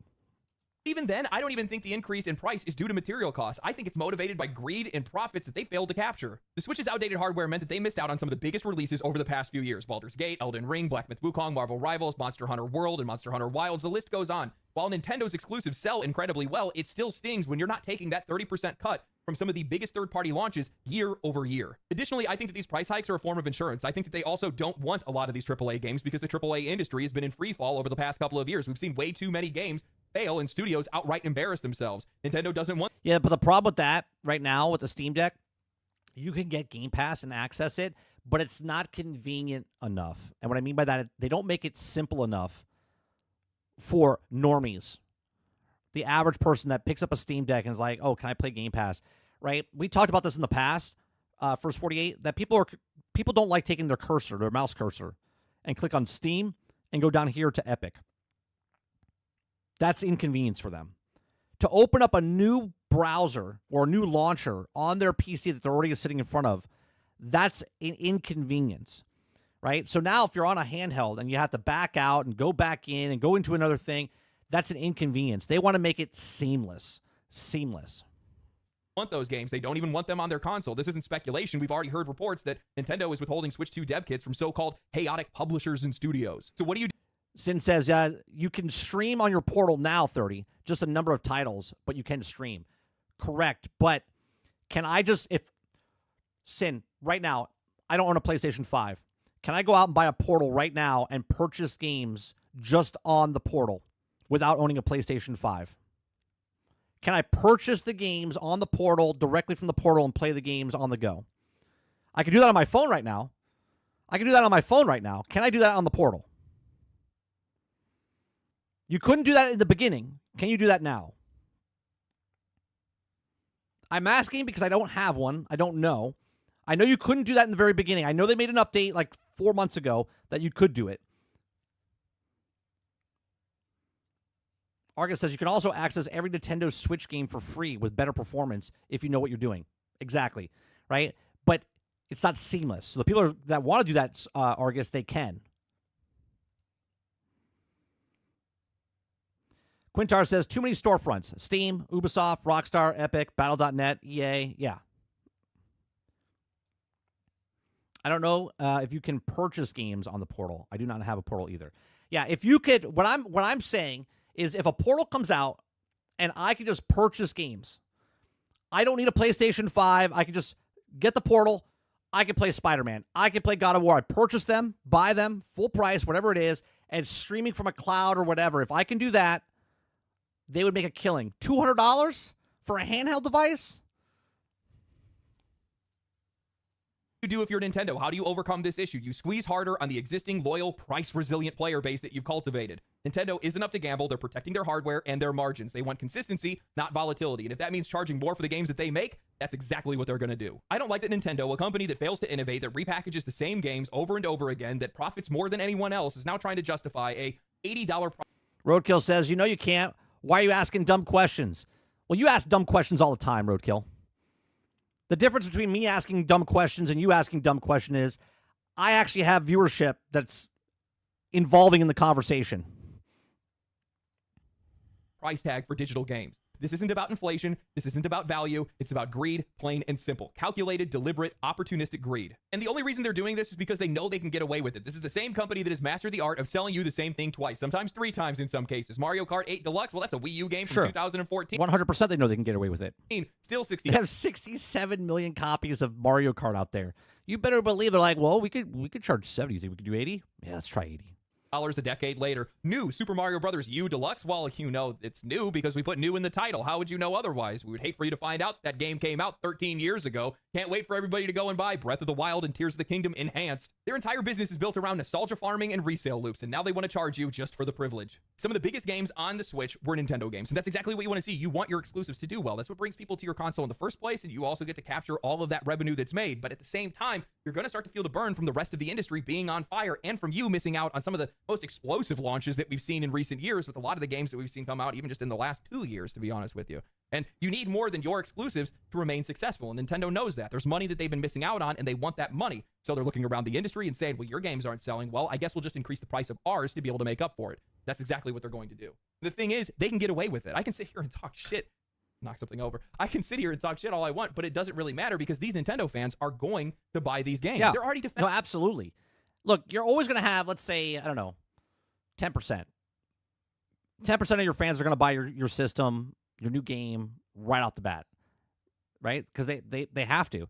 They'll take a small loan out just so they can play the newest, latest, greatest thing. Defending the prices. But guys, games should be like $150 bajillion if you adjust for inflation. I mean, if you think about it, we've been lucky to only spend $70.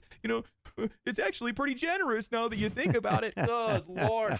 Hi-ho, silver, pole riders away. Corporate sycophants. You guys disgust me. This doesn't just affect you, it affects everybody else. Do what you want in your ecosystem, but leave me and mine alone. Sadly enough, that's not how this works in It's 1.25, not 1.5. this situation.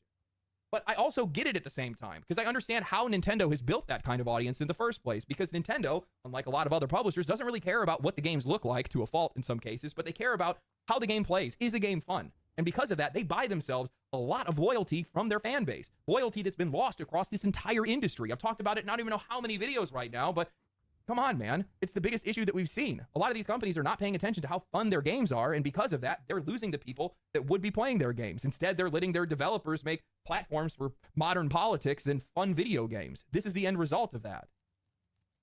Kingmaker looks really fun. Speaking of fun games, right, Nate? Kingmaker looks really fun.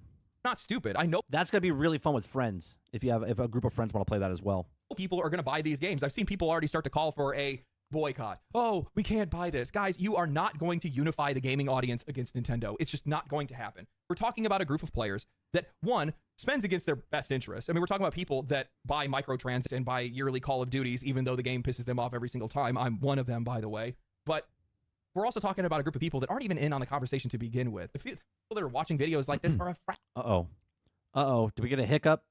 We get a hiccup on YouTube? fraction of the audience. They're just not going to hear any of this stuff. If it's going to happen, it's going to happen naturally because people just genuinely can't afford it.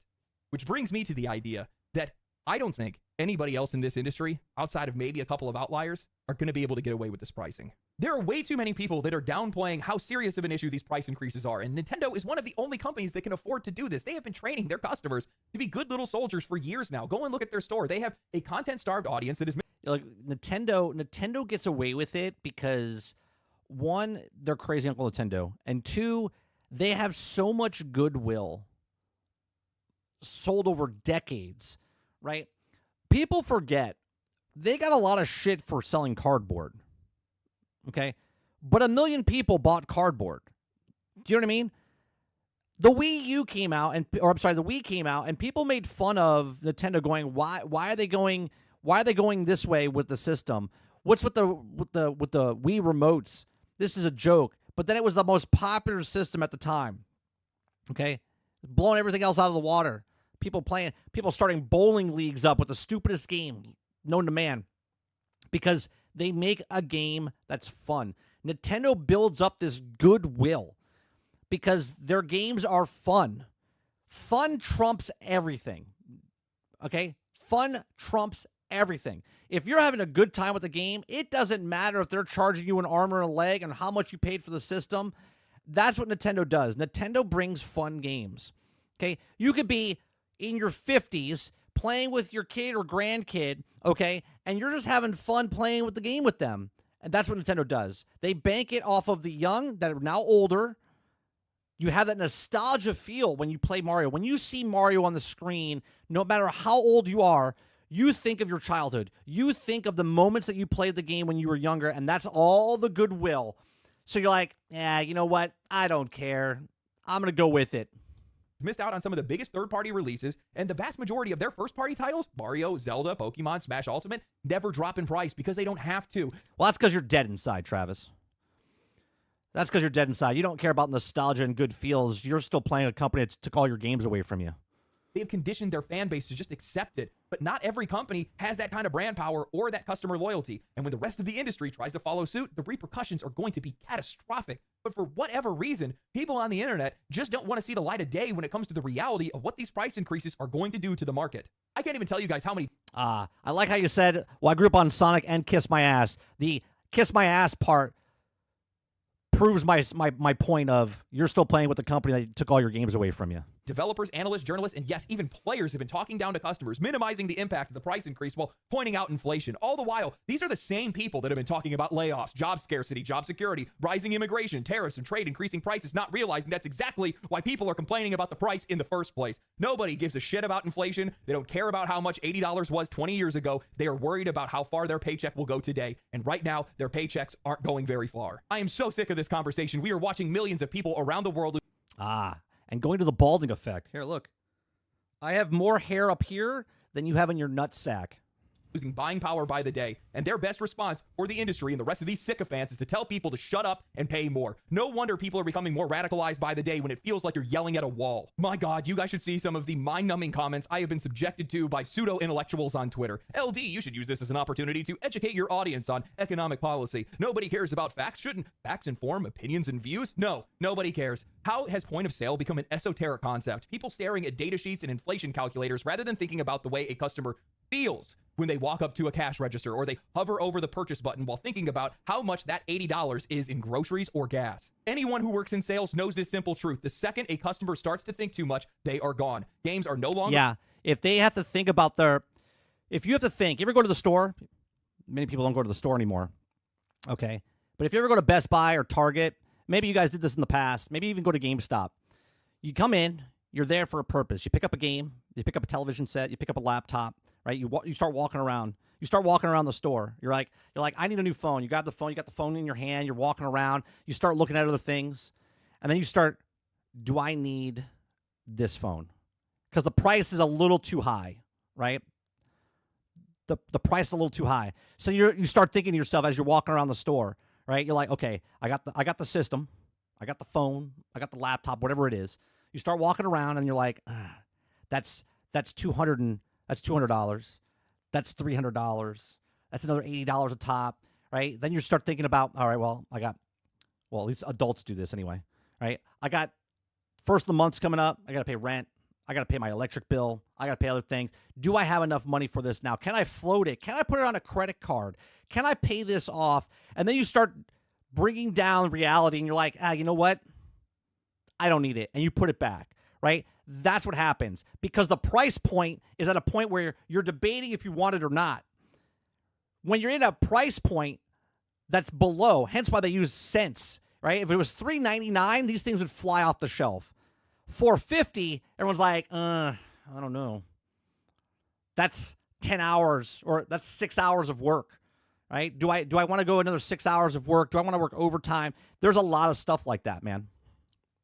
An impulse buy at $80. They are a maybe later that suddenly turns into a desire that cools off. They then forget. And then even if they do come back, that cycle is likely to start over again. What none of these people, and especially these publishers, are thinking about right now is raising prices introduces friction. That friction is deadly in a marketplace, overflowing with choice. It's going to be the difference between I'll buy it now or I'll wait for a sale. And that could be the difference between a smash hit or a forgotten launch, especially when that game is $80 and it's competing with dozens of other titles that are all fighting for the same slice of your paycheck. And while I've seen people try to defend the price bump with it's only $10 more, it's cheaper than a meal at McDonald's, those are painfully short-sighted takes. I know this is a crazy concept, but not everybody is from middle-class America. Not everybody lives in a stable economy with extra cash to burn. Not everybody can afford to treat every new release like it's a throwaway weekend purchase. In Canada, these games are already over $110. In Australia, they're over $120. And when you start looking at other... That's crazy, man. I can't imagine just being in Canada where you guys pay $103 for a video game.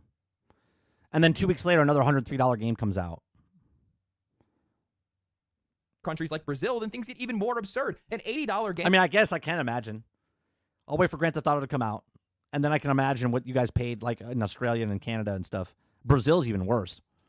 There translates to $440. The average income there is like $3,200 a month. So one game is 13% of one person's entire monthly earnings. For somebody that's on minimum wage, it's closer to 31%. That's 1/3 of somebody's income for a single video game. And while many of these platforms do offer regional pricing, many of these companies, these publishers and studios don't ever take advantage of it, especially not for physical games where manufacturers and retailers can just control the markup. So for players in these low-income countries, video games are quickly becoming... Most Canadians I know only play Ark because they can't afford the games that come out. Becoming a luxury product, something that you have to save up for, like a new phone, not something that you're going to buy casually. Millions of players around the world are being priced out of the hobby entirely, unless they're willing to become goldfish for whales in a free-to-play casino, nickel and dimed inside of mobile games that exploit their time, their data, or their desperation. Otherwise, these guys are just going to turn to piracy if they haven't already. Now, I mentioned this in a video last year, but most people don't pirate just for the hell of it. They pirate because it's the most convenient and affordable option that's left to them. If games are reasonably priced, regionally adjusted... Yeah, and you know what's funny? If a game is $60, $65, people will be like, I'll buy it. But if it goes to like $66 or $67, people are like, no, not doing it, right? But obviously, there's still a small percentage, right? Think about microtransactions. The microtransactions in video games is they know the majority of the people are not going to buy the microtransaction, but they know a small percentage, 20%, it was the 80%, are going to buy that dollar or buy the $10 one or buy the $15 one. And those people, and then even the smaller percentage, spend $1,000 on microtransactions. And they're just trying to get a second one of those or a third one of those.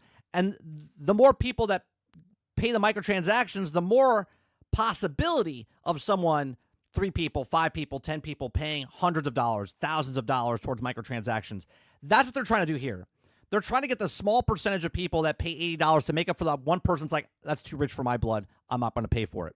Adjusted and easy to access, most people are going to be happy to support it. But the minute that you make it unaffordable, inconvenient, or inaccessible, people are going to find another way. They always do. Gaming is a passionate hobby. People care. They are invested. They love these games. And if publishers keep pricing them out, the message becomes clear. You're not welcome here unless you pay top dollar. And when you push people hard enough, far enough, they're going to push back. They'll jailbreak, they'll torrent, they'll emulate, they'll do anything they can to play the games they love. The irony is, these companies are going to spend millions of dollars fighting piracy while ignoring the real cause, alienating their own audience. Yeah, they make the problem. They're making the problem. They're selling the solution, but at the same time, they're also alienating the majority of their gamers. Now, I've taken a lot of time to think about this, but I think the biggest consequence of these price increases is going to be how much it's going to polarize the difference between success and failure. Think about it. If you're asking $80 for a game, you are creating sky-high expectations. You are saying that this game is premium. It is worth it. And if that game's trailers, reviews, experience, or reception do... Why would that guy... I want to back up here for a second. You are saying that this game is... He gets shot. Premium. It is worth it. He gets shot right here. Okay. Why does he automatically think the person next to him shot him? What? There's no gun in his hand. Do not deliver. The backlash and failure is going to be all the more brutal. This is going to completely fold the AAA industry, especially if these studios and publishers are not taking the time to think about the consequences of increasing prices on some of these low-effort AAA releases that we've seen over the past couple of years. These publishers love to talk about recouping investments, but what they don't realize is raising prices creates cycle. Yeah, but they're trying to recoup their investment day one. They're not trying to recoup their investment over a year and a half. They're trying to recoup their investment day one. Logical resistance. At $60, people might gamble. At $80, they expect a masterpiece. And most of these games aren't delivering that. I mean, look at Dragon Age the Veilguard. It missed its sales target by half, just 1.5 million players. And that's at the current price point of $70. How much worse is that going to be at $80? What about Star Wars Outlaws, Redfall, Forspoken, Assassin's Creed Shadows? Even good games like Final Fantasy 16 and Final Fantasy 7 Rebirth, well-received, polished, high-quality games, still underperformed. Imagine how much worse that gets when that price tag climbs even higher. Fewer impulse buys, more hesitation, fewer people willing to take a risk on something, and a lot of... What's an impulse buy for you guys? What's that price point for you guys? For a video game. For a video game. Obviously, it's different for everything else, right? Spontaneous buy for like a television set's like less than 400. If it's less than 400, like, oh, I don't even need a TV, but I'll buy that one for 400, right? It all depends what it is. What is that impulse buy for you for a video game? Right? I think an impulse buy for me to buy a video game is like $30. If I see a $30 game, I'm like, that's a good price. Other people just priced out of it entirely. And it's not just the brand new AAA releases. I think a lot of people don't realize that this kind of price inflation will trickle down. Games that used to be 30 will get bumped up to 40. 40 becomes 50. 50 Rod says my impulse buy is free to play. becomes 60, and before you know it, everything is overpriced, and every release is going to carry that much more. Robert Jones says 20. Waterbear says $39.99. Yeah, less than 35. Kids today have no delayed gratification. For me, the impulse buy is between 20 and $40. Risk. When games cost more, customers buy fewer, and when there's fewer customers that are buying, every failed launch is going to hurt even more. Look, I think a great game can still sell well at $80, but those are going to be rare. How many successful releases have we actually seen in AAA? 4 or maybe 5 out of a dozen releases every year? Most publishers aren't From Software or CD Projekt Red. They're not Larian Studios. The average AAA game is just not good enough to demand that kind of price tag. Not even close. And I'm hoping that these publishers are taking the time to realize that if a player drops $80 on a hit like Elden Ring, they're going to be a lot less likely to buy your mediocre action RPG 2 weeks later. Their budget's gone, their time is gone, you missed your shot. We literally just saw this happen with Kingdom Come Deliverance 2 and Avowed. Ultimately, the number of games that people buy each year is going to shrink. The higher the price, the more select. Well, it's going to shrink regardless of price. Regardless of price, the amount of video games selling is more, but the amount of video games selling per unit, like for that one IP, is less.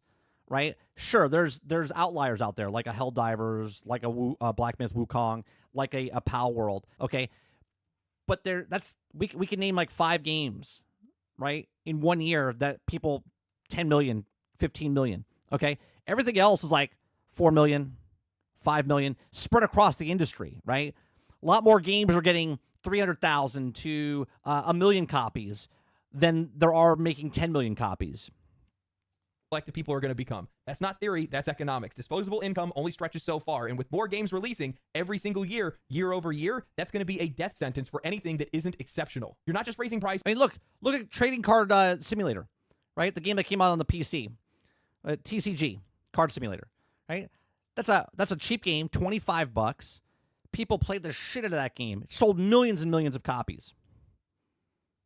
You're raising expectations and risk, and most games, especially most AAA games, are not going to be able to meet the numbers that they need. But I don't want to be all doom and gloom, because I do think that there's going to be a silver lining in all of this, a glimmer of hope, if you will, because there are smart studios that are out there, indies, mid-sized independents, and AA disruptors, and these guys are going to capitalize on this shift, because while AAA publishers are going to panic and uniformly fall in line before the $80 price point, these independents won't. They can't afford to, and they don't need to.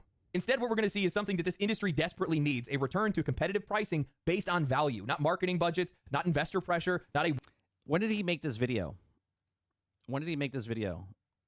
Yesterday. Was this before or after one-size-fits-all price tag that treats every game like it's delivering variable pricing? I'm gonna rewind a little bit.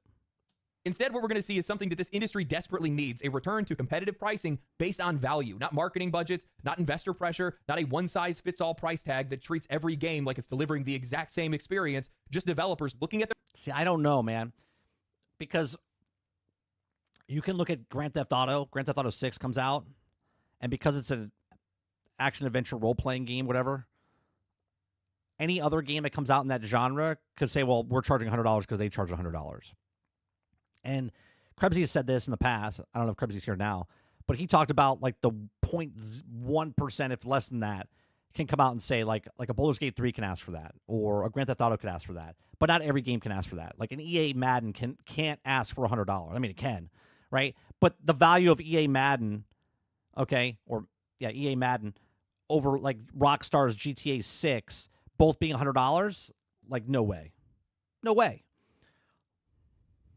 Their game and saying, what is this actually worth? I've already sunk 40 hours into Schedule 1. That game cost me $20. Repo is topping the Steam charts right now, and it's $10. This month, Expedition 33 is going to launch. That has AAA fanfare, it has the visuals, the big-name voice actors, and they're selling it for 10% off at pre-sale, $44.99.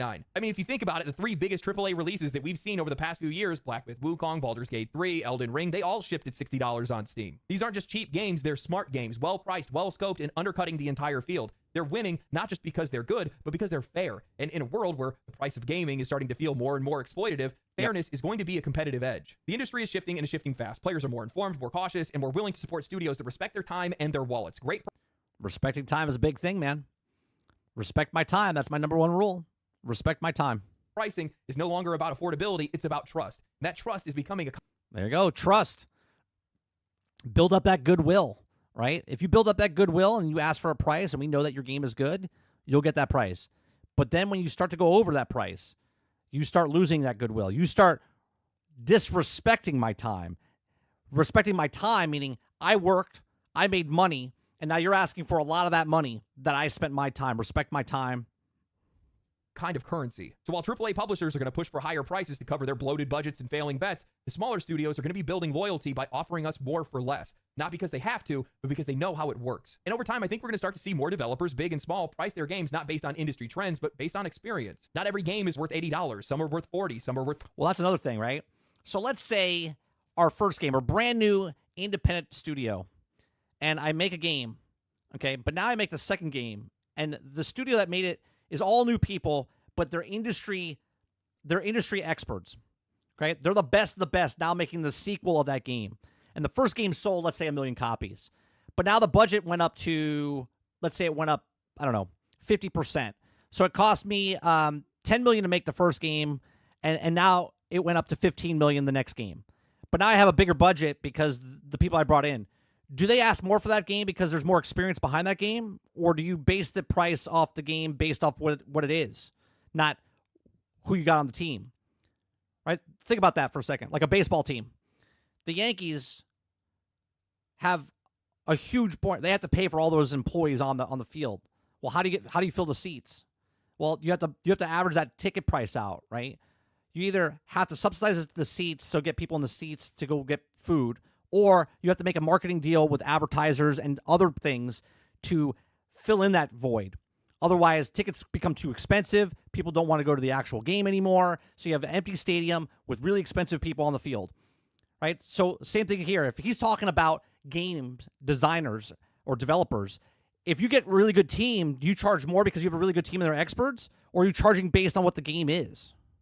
20, and some are worth far more than what they actually charge. I think we're entering into a new era, an era in which the price is no longer dictated by the platform holders or the publishing giants, but by the developers willing to back their product with a number that actually makes sense. Look, this all sounds like make a game, sell a game. Whatever you want to set your price at, make a game, sell a game. But if your game doesn't sell, that means you overpriced it. And if that's what you have to do, then you have to go on sale. Even when they go on sale, they're still making money. Mario Kart Worlds is selling for $80. But when you buy it with the system, it's $50. So that means the game is worth $50 and it's still making its margins and it's making profit. The future of gaming isn't about who makes the best game, it's about who dares to price it honestly. I look at a game like Expedition 33 and I see how they're using an introductory price. Basically, if you're buying the game before its launch or within the first week of its launch, you get 10% off or something like that. And I think that's the future. They are a studio that have put a lot of effort and a lot of time, a lot of money. They get big time voice actors and stuff like that in their game. This is their first game. They recognize that they are unproven, that people don't know them, and they have to do something to separate them. Yeah, but Ray, that's false, right? You're saying game prices are higher in the U.S. because of the Tangerine Palpatine. But that's false because before all of this happened, before the tariffs came in, Grand Theft Auto for like almost a year now has been talked about. It's going to be a $100 video game. That has nothing to do with the person that's in office. That has everything to do with Rockstar saying it's going to be $100. Themselves from the herd. That buys a lot of goodwill. Extending that olive branch buys a lot of goodwill from the fans. And look, I'm talking about them in a video right now. That's free promotion that they got just because of a decision that they made that the players view as fair. People talk about those things. That becomes a word of mouth. I missed what he said there. Let me back up here. And I think that's the future. They are a studio that have put a lot of effort and a lot of time, a lot of money. They get big time voice actors and stuff like that in their game. This is their first game. They recognize that they are unproven, that people don't know them, and they have to do something to separate themselves from the herd. That buys a lot of goodwill. Yeah, but if I make a video game and I know the budget of my video game, I could ask for a shit ton of money. But if it only took me 3 years to make, and I know the budget of the game, and the game cost me $100 million to make, and I sell it for $60, then I know what it's going to make to make it back, right? These guys are going above and beyond what the game cost and what it made in the time, and they're asking for way more money because they're greed. That's greed. Ending that olive branch buys a lot of goodwill from the fans. And look, I'm talking about them in a video right now. That's free promotion that they got just because of a decision that they made that the players view as fair. People talk about those things. That becomes a word of mouth marketing for you. And I think a lot of the industry has lost sight of that. You have to maintain that relationship and understand that relationship with the customer, because this isn't like any other type of entertainment industry. This isn't like any other type of product industry. There's a intimate relationship between the players and the developers and these games that just doesn't really exist anywhere else. And while not everybody is in on these conversations, a very loud and very influential part of that fan base, of these customer bases, they are in on these conversations. And you have to pay attention to that. You have to be mindful of that. You know, we're going to see a lot of games fail that should have succeeded. And we're going to see games that fail really bad, to the point they close down studios, which we've already seen. We've already seen that.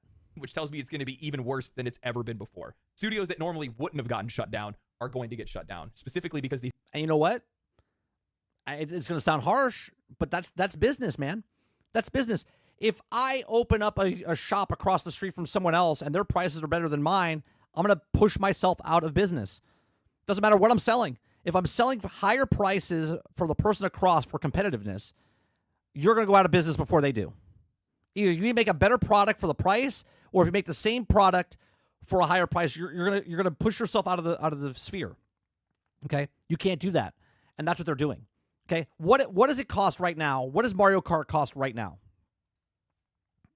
Was it Mario Kart 8? Is that what it is? Mario Kart 8 Deluxe.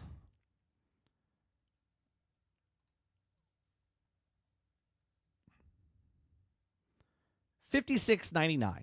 So $60, right? $60. Right? What is causing them to go from $60 to $80? What happened? What changed? Okay, it's a new system. Great.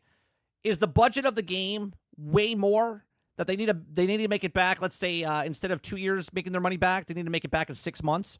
Okay, why did it go up $20 for the game? It went up $20 for Mario Kart 8 to Mario Kart Worlds. It went up $20. Sorry about the face, but I say $20. It looks funny with him with his face like that. Okay, it went up $20 for what? Because it's open world now. It's open world now. Because they made it a Forza Horizon 5, it's an additional $20.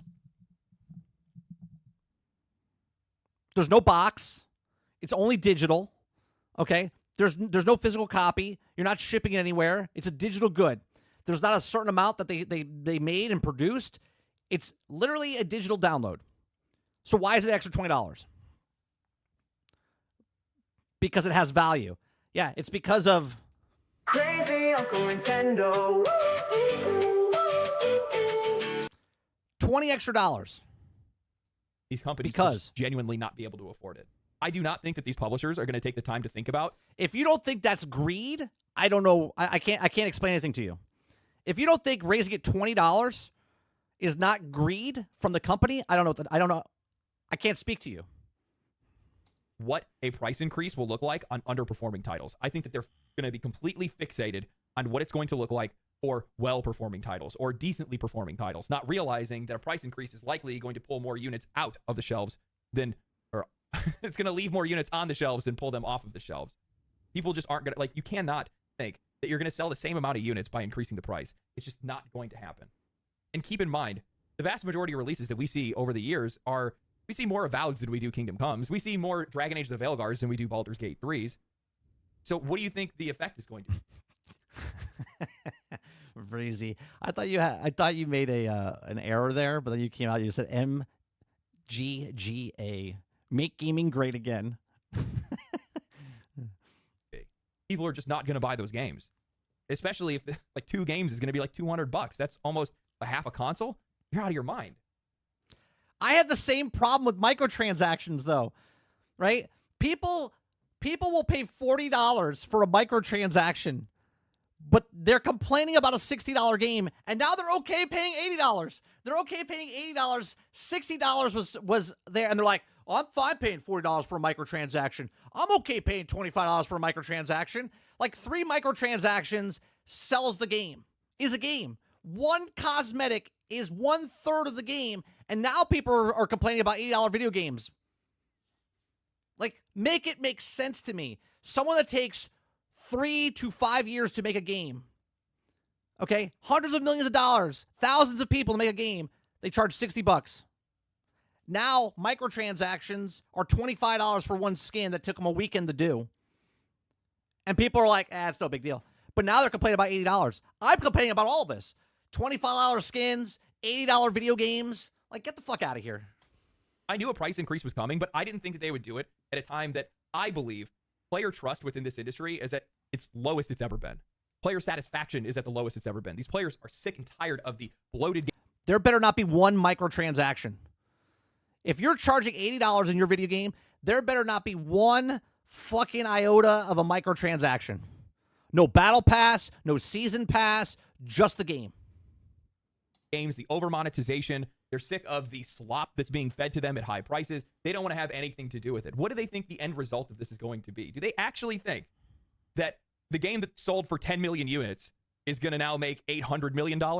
Because what I think is going to happen is the game that sold for 10 million units is now going to sell 8 million units, and now you're going to make $640 million. No, what's going to happen is people are going to buy the Switch, people are going to buy Mario Kart, but then they won't be able to afford anything else. So all the other games on the system are going to struggle because each game is too expensive. So instead of buying 4 to 6 games a year, they're going to buy 1 to 2 games a year. That's it. Best case scenario for them is that these games end up breaking even. That's the best thing that can happen to these guys. I don't think they understand that there's too many options in this market for people not to just go somewhere else. There's too many other games for us to play. There's going to be people that are going to be taking advantage of this situation. They've probably been waiting for these idiots to go and raise their prices because they know they can come in, undercut them, and make a stealing. Look at one guy, Tyler, makes Schedule 1. Dude's an overnight millionaire. Obviously, there's like a legal case that's going on with that, but I think they'll win, to be honest with you. It's based on something so stupid. There's definitely no infringement of patents or anything like that. Sorry, man, you don't have a license on how drugs are made. It's so stupid. But players are just going to go elsewhere. They're going to pick other games. They're going to find something else to play, and they're not going to play these games. They're not going to pay these prices. We already know they're not going to pay these prices. Otherwise, if they were, well, then Star Wars Outlaws would have succeeded. Well, then That's exactly right. They would have succeeded. Star Wars Outlaws, Star Wars. I mean, come on. Would have succeeded. Concord would have stayed alive. Well, then Dragon Age the Veilguard would have met sales expectations. But these games didn't. Players aren't putting up with this kind of thing anymore. And the minute that you increase the price, you'll never see them again. Anyway, I hope you guys enjoyed the video. If you guys did enjoy the video, like the video, subscribe to the channel, comment down below, join the Discord if you will. Come talk to me on Twitter. I would like to have some more I-minded individuals to talk to over there. Outside of that, my friends, catch me live over on Twitch. Stay cool, stay righteous, stay safe, and I'll catch you in the next one. Peace. I like his videos. His videos are good. It's crazy to me. I'm back to the wrong one. It's crazy to me though that people are just like, "Hey, $80. That's what the price is. $20 increase, huh? $20 increase in a market where video games is the biggest entity combined. Take movies, sports, everything, combine them. Video games is bigger than that, and yet they have to charge more, right? Before they used to sell. Let's go look at. Let me see if I can find it real fast. Let's see. In 1990.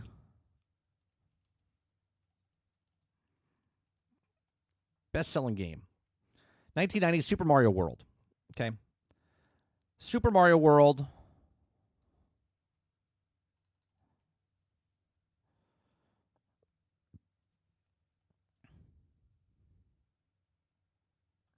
Total sales. It sold more than 20 million copies worldwide. Okay. NES game also led to animated television series, okay, in 1995. Okay. Super Mario World sold 20 million copies back in 1990. Okay. That's a whole lot of people buying. There's a lot of games today that can't sell 20 million copies of anything. Okay. Do you understand where Nintendo comes from? Their games have always been massive, massive hits because the amount of people that bought it back then, okay, how many total sales did that have? What was that? The was that NES, Super NES?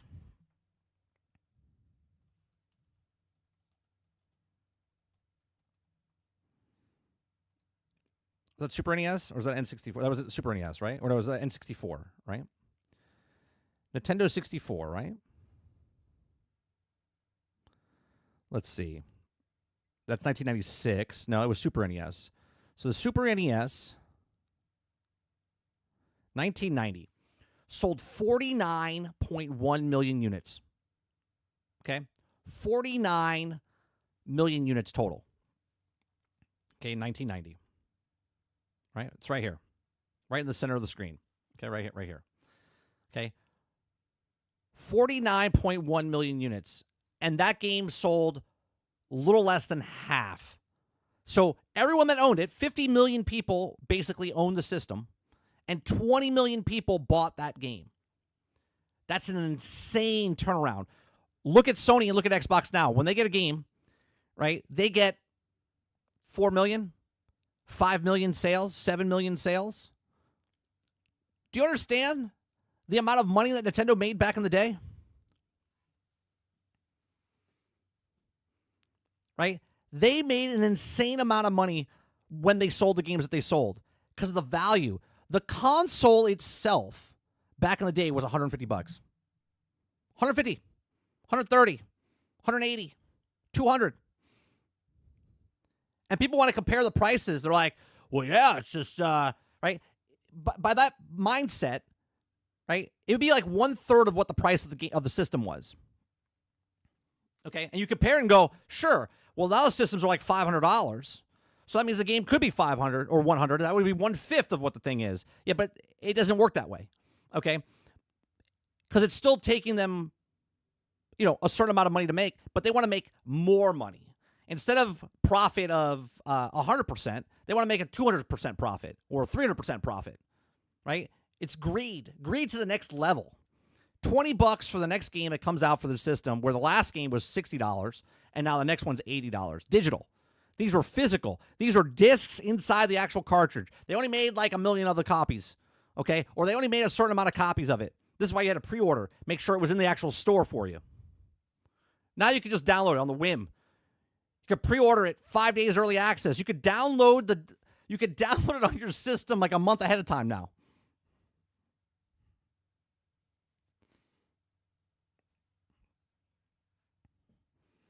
Right? Think about that for another second.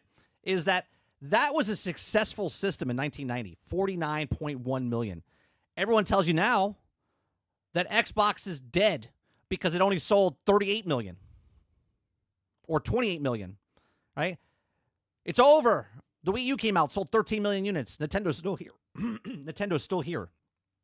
Okay.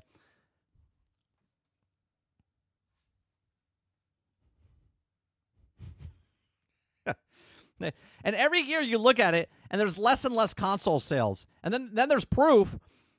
There's proof that in 2008 is where it maxed out. That was the most consoles sold in 2008 between all the industry. And now there's less console sales every single generation. I think Nintendo just sealed the deal on being less sales for Nintendo this generation because of the price point.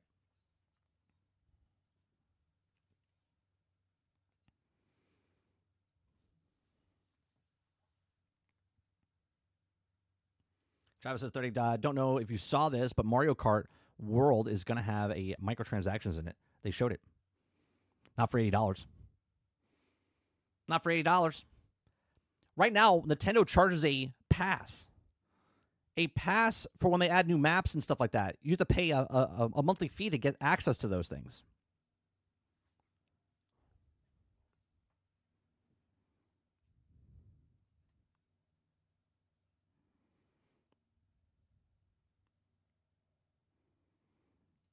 Argus says, "Yeah, don't have to get up out of the chair with your Doritos and Mountain Dew to buy the game anymore. Now you can just moving a couple of your fingers, yeah, and just get it. There's no one delivering it to you. There's no one got to spend gas or plastic or anything. It's just beaming right to your $80 plus microtransactions. Amazing. Amazing."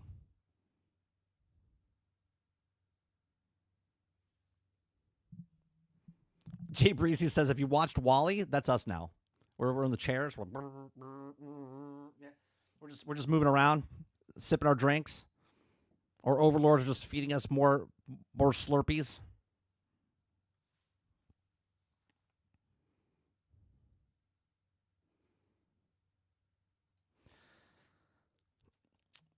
All right. Going from that to the next topic.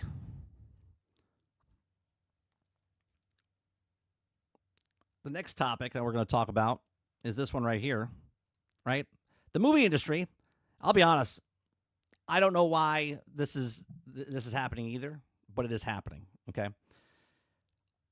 One of the guys I was talking, or one of the girls I was talking to this morning at breakfast, was saying that a customer came in and they work at the movie theater, and she said, "Well, how's work?" And she told me a story about what they told them, and they had a bunch of knickknacks they found in the movie theater. And inside this movie theater that someone watched because they work at the theater, and they had to clean the theater up afterwards. They found glow sticks and keychains and skeletons and Minecraft memorabilia that you buy at like the dollar store or Party City. Like there's full on parties going on inside the theater for Minecraft right now. Okay. Minecraft made $9 million yesterday on a Monday. Okay. Hollywood is confused. Okay. Hollywood is confused on why Minecraft is successful, right? As Hollywood remains confused by the success of Minecraft, the director offers simple explanation for the film's box office explosion. Okay. If you guys like what I do here, we do this Monday through Thursday from 10 o'clock in the morning until noon Eastern. If you like it, hit that like button, hit that subscribe button. If you'd like to go above and beyond that, become a member as little as $5. Okay. I'll give you my thoughts, opinions, and then get yours as well. All right, so as Hollywood remains confused by the success of Minecraft, the director offers a simple explanation for film's box office explosion. While the vast majority of Hollywood pundits, analysts, and executives are also currently working themselves into a frenzy in hopes of understanding the explosion success of Minecraft movie, director Jared Hess has believed that the answer is far more simple than he realizes. Fans just really, really like the IP. Okay? It's become a culture meme. Okay? So it says, having climbed its way to its theater on April 4th, Jack Black and Jason Momoa led video game adaptation have thus far pulled in more than $172 million domestically at the box office, $317 million in 3 days. Okay, $150 million internationally, as a combined worldwide of $320. It actually went up even more. In doing so, taking home the record of best start for a video game movie, the best Saturday performance in history of Warner Brothers. Okay, get this. Warner Brothers doesn't even know what the fuck they got. Warner Brothers doesn't even know what they have. Warner Brothers can't get themselves out of a paper bag, okay? They fucked up Transformers. They're fucking up G.I. Joe. They're fucking up Dungeons & Dragons. They're fucking up Batman. They're fucking up everything. Warner Brothers doesn't know anything about nothing, okay? I said D&D. That's Hasbro. See, I get them all confused, okay? They're all... Transformers is fucking up. That's Hasbro as well, okay? I'm getting confused by all the fuck-up companies, okay? Warner Brothers is like throwing darts, and they're like, holy shit, this worked, okay? In one of the most stark displays the industry audience disconnects seen in recent memories, the breakout performance of a live-action Minecraft outing has left many Hollywood scrambling to find the explanation for why the movie, even a widespread acknowledgement of less than a great, was able to shame such a other big-budget, youth-friendly releases of Mustafar. I'll be okay. Mufasa the Lion King box office of $35.4 million domestically opening weekend, and Captain America Brave New World $88.8 million, and Snow White $87.3 million. For example, the analysts, Rebecca Rubin, sought out the insight of various Hollywood analysts and consults, eventually walking away with the list of 5 factors of allegedly responsible for Minecraft movie popularity. All audience appeal, marketing tie-ins galore, pent-up demand, and the video game boom, and social media supernova of discussion. They have no idea, right? They think of all audience appeal. Most people who watch this movie are going to tell you that it's an absolute it's garbage. It's a garbage movie. Okay, the marketing tie-ins. It's just Minecraft, right? And they don't even do such a good job of like, if you weren't a gamer, you would have no idea what Minecraft is, because they don't really tell you what Minecraft is. Okay, they kind of just glance over it as fast as possible. Okay. Pent-up demand. I don't know. This movie's been in development for 10 years, 11 years. 2014 is when it originally got pitched, when Notch still owned them. Okay, before. Notch pushed it before. He sold it in 2012, but it was in discussion, and it was supposed to be made in 2014. Okay? So it says, likewise, though, it did acknowledge that Hollywood's near-universal miss regarding the Minecraft prediction deadlines. Anthony attributed large parts of the film's box office pull to social media influencers. Okay? I don't know about influencers or just people laughing and going, I want to do that. I want to have fun at the theater. Remember we talked about what would get people back in the theaters? I said, you got to make it fun. Right? They're having fun with this stupid movie. Okay? I saw it. It was entertaining. It's a dumb movie, but it was a good time. Okay? Imagine fun trumps all. We were just talking about it with video games. Why do games sell? Because they're fun. They're fun, so people buy the games. Helldivers did so well. Why? Because it was fun. Okay? Well, now inside these theaters, they're posting signs up to tell people to stop having fun. Stop having fun. No clapping, no cheering, no loud noises, none of this stuff. They don't understand because, look, if you're going to vandalize something, I totally get it. If you're like ripping chairs out of the ground at the movie theater, or you're wrecking it, if they're throwing popcorn or whatnot, like, let them do that. Let them have fun in the theater, okay? It's just popcorn. You're paying people to pick up popcorn afterwards anyway, okay? So it says influencers' marketing stunts, namely Happy Meal promotions with McDonald's. That's not why Minecraft is doing well, because of Happy Meals, for fuck's sake. But according to Hess, the realization is ignore the real core of the film's box office domination, which is that the fan base is not really absolutely massive, but also constantly chomping at the bit for more ways to enjoy the game. Asked during a recent interview, Deadline's Mike Fleming Jr. if he could put his finger on it, a few reasons that the film resonated as the director begins. It's the one of those things. There's also an immense audience. It's the largest game on the planet. Was also passionate about the game and who Minecraft was such a key part of the childhood. Okay? What did I tell you? I asked the teenagers next to me, did you like the movie? They said, yeah, they loved it. Why did they love it? Because they've been playing the game since they were 6 and 7 years old, and now they're 16 and 17 years old. Okay? It's their childhood. Why do we love Star Wars? Why do we love other things? Because when we were young, it made an impression on us. That's why we love it. That's why we love it. Okay? This is why so much of the appeal to me is adapting it. It was like, how can we just do this for ridiculous fun and funny adventure movie in this world? All of those goofy, dorky things are just really tried to celebrate, and we're super consistent on while making it. Okay? It says, quote, when you're working with Jack Black, Jason Momoa, Daniel Brooks, Jennifer Coolidge, it's a whole cast. It's like I just spent a ton of time coming up with really what really was funny to us. Napoleon Dynamite director continued, right? It's exactly how they filmed it, by the way. Like, bits and pieces of this film, it looks like they're just like, hey, let's film this, and it doesn't really connect to anything. This is why I say it's not really a movie, but it's just fun. It makes no sense in a lot of the stuff. You're like, how did we get here? Why did that happen? What is this happening? But you can't think. You got to shut your brain off. It literally tells you that in the advertisement. Shut your brain off and enjoy. Okay? It says, you know that Jack is a little more mustard on that. He's also taking takes everything on 11 all the time, which comes across the screen as well. Okay? The absurd seriousness about such ridiculous world is part of the vitality or validity of the comedy. I think it's also what people are celebrating. Closing out this part of the conversation, a personal Hess told Fleming Jr. literally right before you called, my nephew lives in New York, and he's in high school, and he went twice over the weekend with friends. He literally FaceTimed me from his classroom. He said, Uncle Jared, hey, dude, I got some friends here. I got a question. And I said, in Jack's voice, water bucket release, and dude, the whole classroom just exploded. Right? Do you see what's happening here? And then I said, chicken jockey, and they went bananas again. He further detailed, once the marketing's over, the last couple of months really started to kick into gear. And the people realized the zero into of funny quotes, materials resonated. It also took us by the life of its own. But you can't ever anticipate that, right? You can't make a movie for that.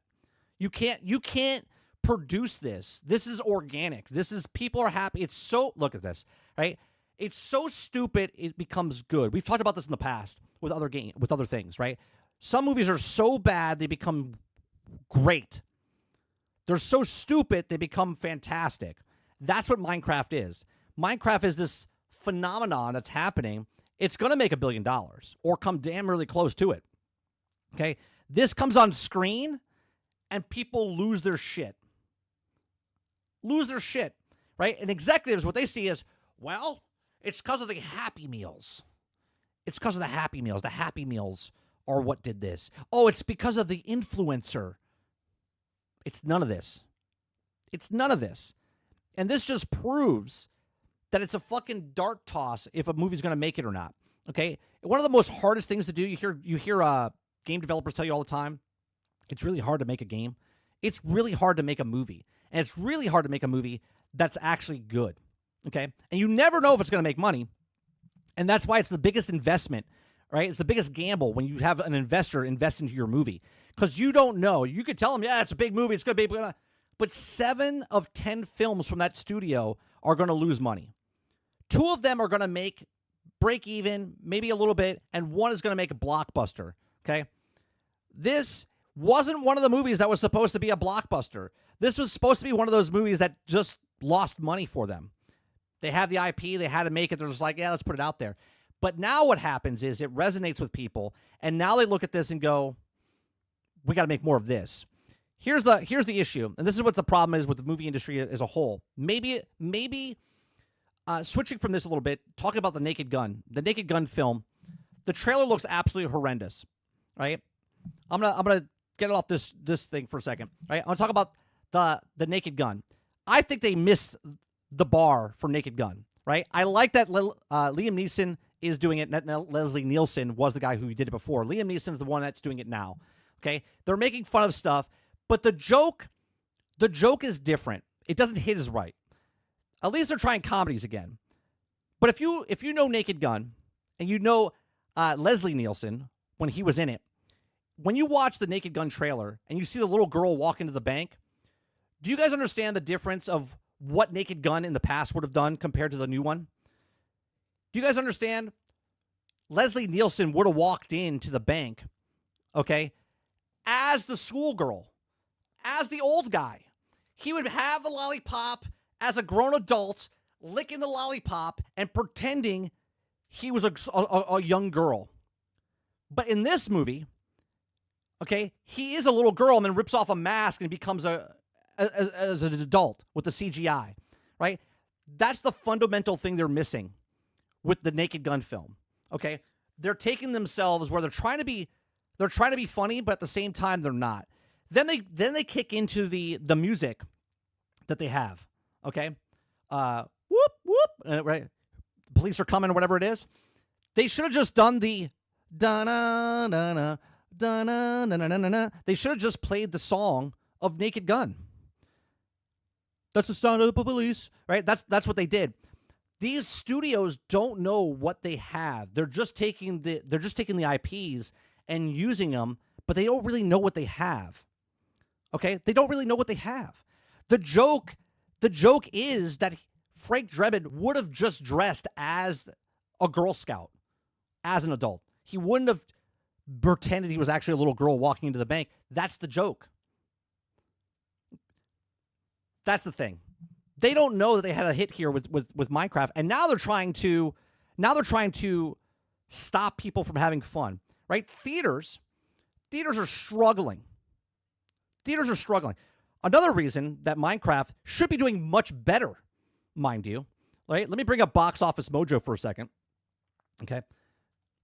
Theaters are struggling. And you guys know I love the theaters. I love going to the movie theaters. Okay.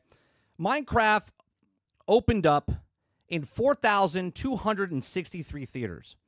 Okay. Now, most Disney movies, okay, open up in 4,600, 4,800 theaters. Okay? And we had a story I did about a month or two ago talking about how when Sonic came out, and Sonic only made up around $473 million. It would have made more money, but it couldn't.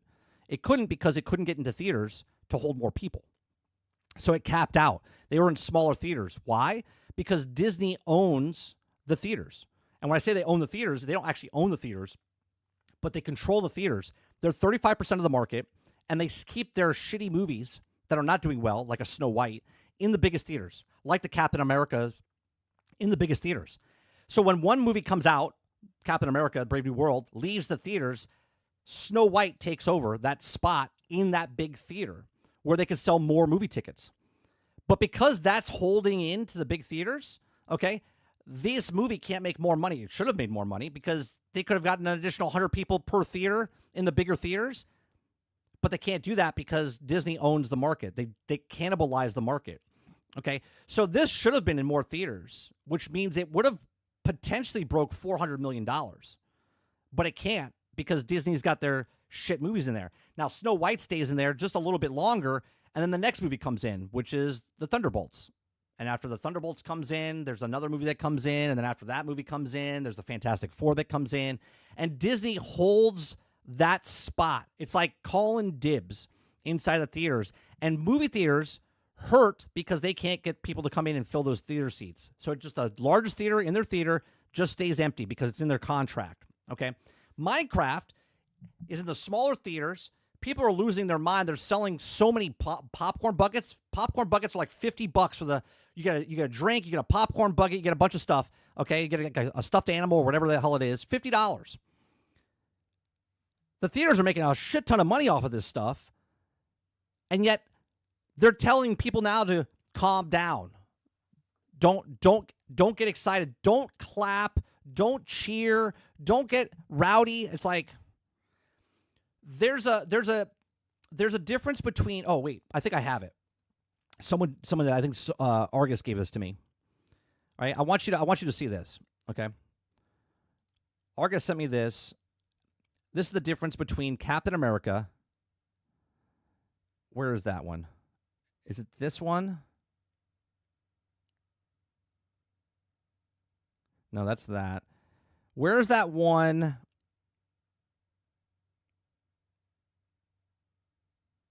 That's the monitor. Where is this one? That's terrible. Argus, do you have that one that you can send me again with the Captain America clip? Do you have that monitor? J-Breeze, you got it? Okay.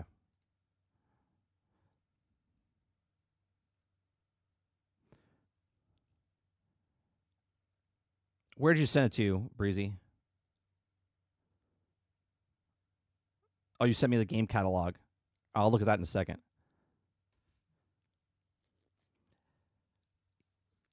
Yeah, they're telling people not to get excited, Sarge. People were arrested. Right? If you're vandalizing stuff, I totally get that. But being loud and obnoxious in your theater because other people in other theaters are complaining that other people in the other theater are too rowdy.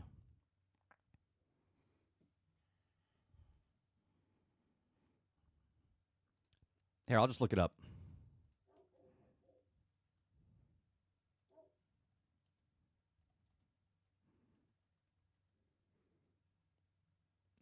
Was it Captain America? Avengers Endgame, right?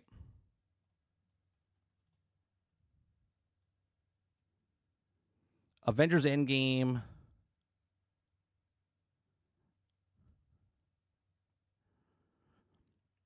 Is this it?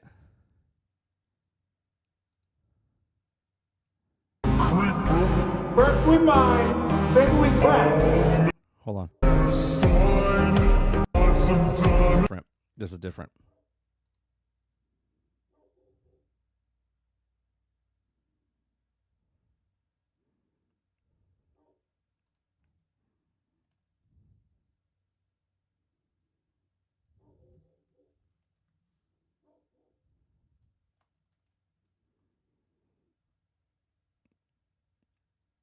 I can't find it. People here, I'll just show you this, right? I'll just show you this is people losing their shit.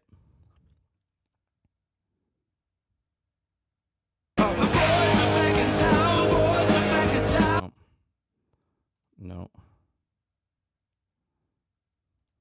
Is this it?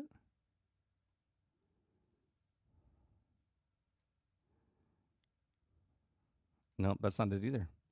I can't find it. I can't find it. They show the endgame scene. I'll just explain it to you. You know the endgame scene where Captain America grabs the hammer, right? And fucking your movie theater exploded. If you were in the theater when you saw this, you grabbed the hammer. You sent it to me? Okay. Right? They grab the hammer and the fucking place erupts. But yet, now...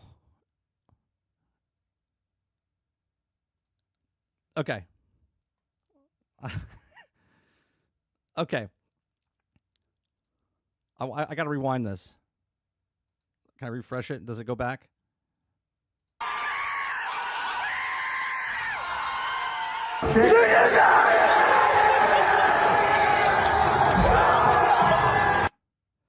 Right? Listen.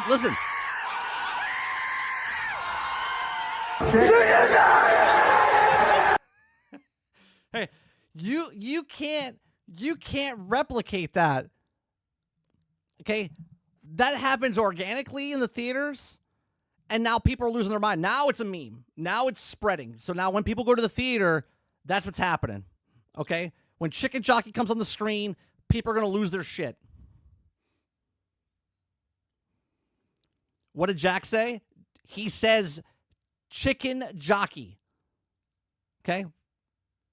People are throwing shit at the screen. Right? Cap, boom. Cashier was like, ah. Right? Chicken Jockey. Chicken Jockey!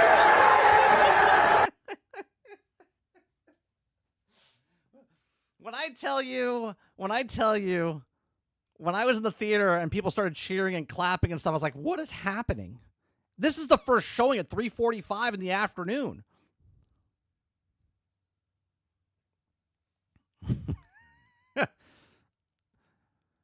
Like you can't bottle that. You can't replicate that. And the studios are like, it's because of the Happy Meals is why it's doing so well in the actual theaters. It's because of influencers on the. No, it's because of dumb kids want to have fun. Here, I call him my nephew. He's not my nephew, but he's like family. Okay, it's my best friend's son. He texted me when he went to go see the movie, right? And he says, where did he say it? He said, my verdict on Minecraft movie is that with friends, it's hilariously stupid. If I didn't go with my friends, then it wouldn't have been fun. It would have been a boring movie. Chicken Jockey. Right? Chicken Jockey, he's 16 years old, right? He's 16 years old, and he had a fucking blast watching the film. This shows you how out of touch, though, that corporate suits are for movies, for video games, for TV shows, because they have no idea what works or doesn't work.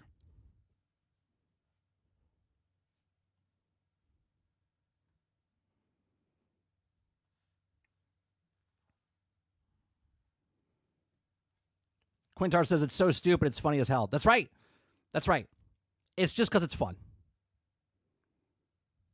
And that right there is the power of when people want to give money to a corporation, okay, and they're having fun. Respect my time. I'm having a blast. I'm with my friends. I'm doing a whole bunch of stuff, right? We're watching a movie. We're playing a video game. We're reading a book, whatever it is. We pay for that, and then they make it. They're in talks already of making Minecraft 2 because of the one weekend, that it made money, right? Second weekend, it could drop dramatically, but it's already made its money back. So it's guaranteed to make one movie, if not two.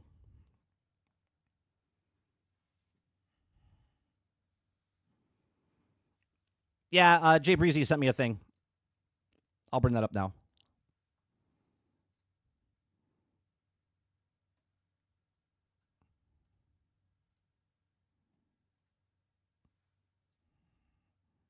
Yeah, here it is. So PlayStation Plus catalog. You got the Masters. You got Played Up. You got Battlefield 1. Battlefield 1. Jesus, they're really straight. EA really, like, remember Battlefield when it was actually good? Here, play Battlefield 1 again. Hogwarts Legacy, Lost Records, and Blueprints. Hogwarts Legacy. The game that no one bought. 25 million copies sold. And they're like, hey, you know what? We're not making DLC, so let's take money from PlayStation and let's throw it on the PlayStation for people that haven't played it.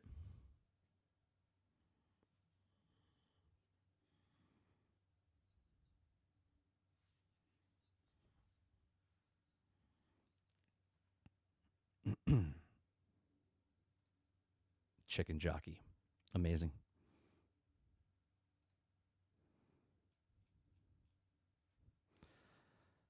Roadkill says, should they make a video game about chicken jockeys? I mean, sure, why not? They'll probably make that. You know what? That's probably what they'll do, Roadkill. They'll make a cart simulator of chicken jockeys where you're just a zombie on top of a chicken and you're racing around a track, and they'll be like, why didn't it go? Oh, this is the article, Jay Breezy. Is it halfway through? It's only 1:40, right?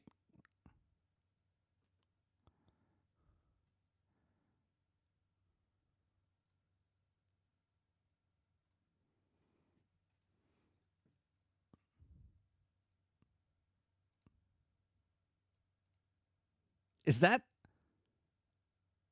what's his name? From MTV? We're going to start with the Minecraft movie after Oh my God. the record-breaking weekend at the box office. What's his name? I forget his name. What was his name?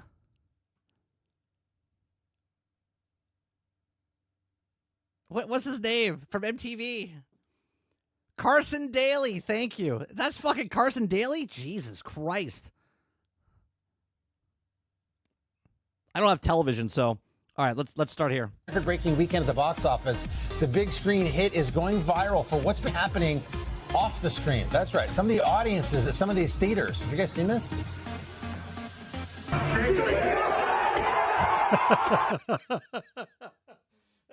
What is happening? Like, okay, think about this as the movie theater. Everyone in the theater went to go buy a large popcorn. Everyone in the theater went to go buy a large popcorn. The theater's making a shit ton of money, okay? And now all that popcorn's on the ground. That's the best case scenario, isn't it? Right? That's the best case scenario, isn't it?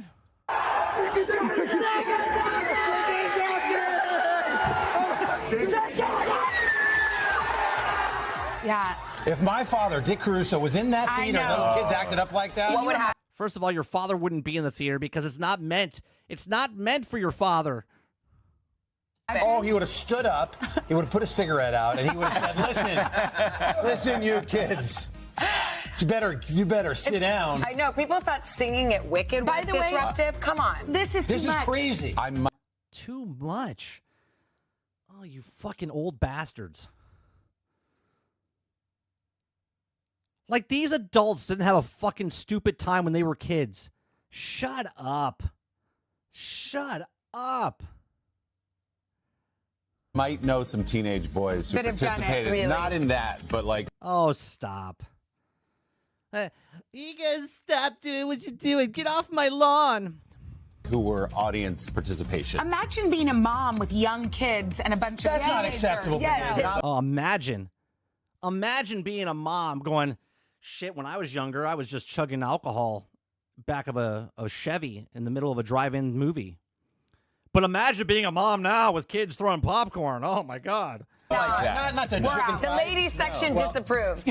What happened when Jack Black's character says the phrase chicken jockey? Yeah. That's when everybody starts talking. Does he only say it once or multiple I don't know. times? Carson, what happened to you? I know age has been rough. Prompting some theaters to take some actions of posting these warning antisocial behavior.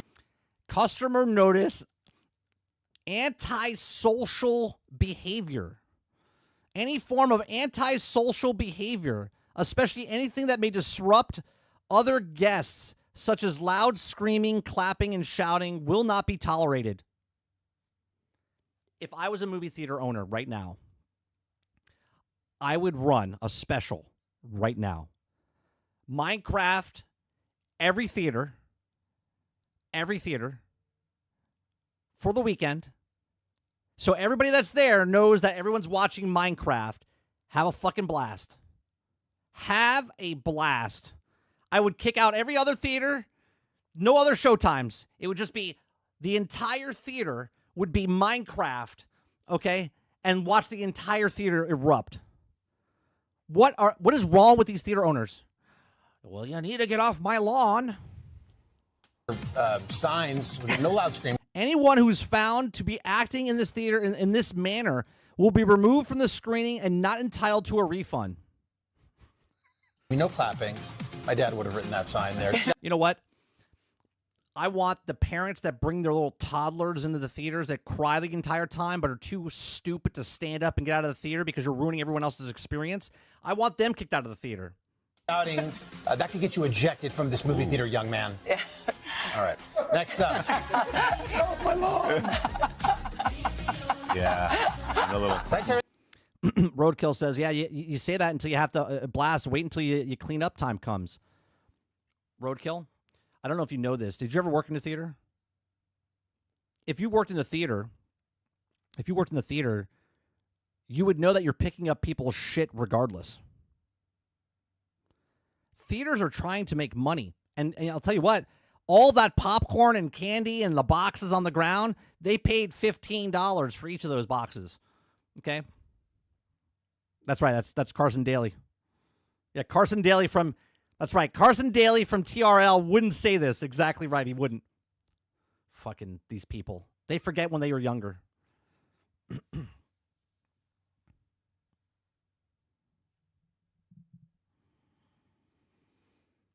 Missing a huge opportunity. I would book the entire theater. Say, sorry, theater's closed for private event. Only people allowed in this theater are people that want to have fun and watch Minecraft for this afternoon. That way it's a social contract. You walk in, you know it's going to get crazy, right? You put it on the screen. You want some earphones? When you see Chicken Jockey come on the screen, you better put it. When you see the boxing ring, you put the headphones on. We're selling headphones. $5. Rent the headphones. Yeah. Sarge says cleanup is cleanup. They use leaf blowers. Shut the fuck up.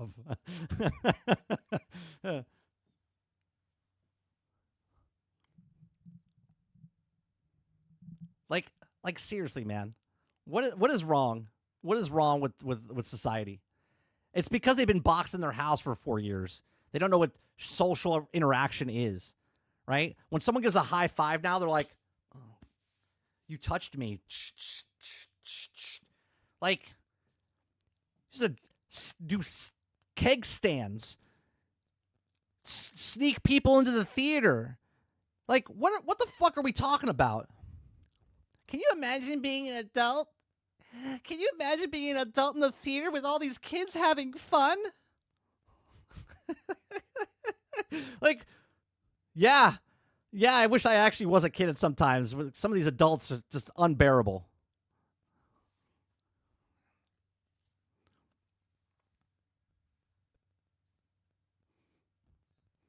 You used to bring Chinese food into the theater. Yeah, there's people that bring in beers. And you hear, as soon as the lights go down, you hear pop, bottle opener. Like, what are we talking about, man?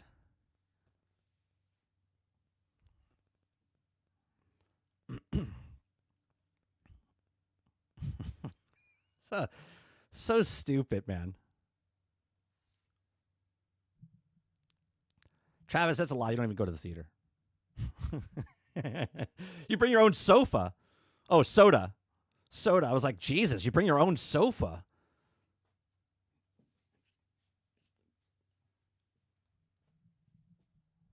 Theater for one, please. We got a spot for you right in the front row.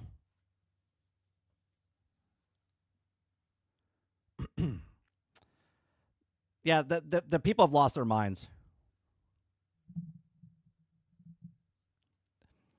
Every last one of them were at a sorting break party. That's exactly right. They were all these adults. I bet you some of them had kids because they were having too much fun. I bet you some of these people. Can you imagine having fun at a party? How old is your kid? How old are you? Oh. Yeah, I think you were still in high school, weren't you? Yeah, I think you had a little too much fun. They're throwing popcorn.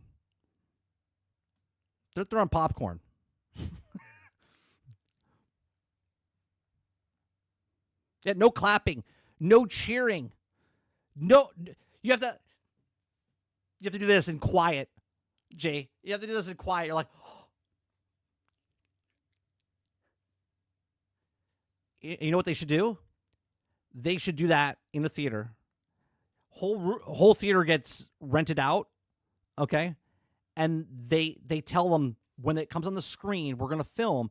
Everyone be absolutely quiet, but do the whole thing where it's like you're freaking out and whatnot.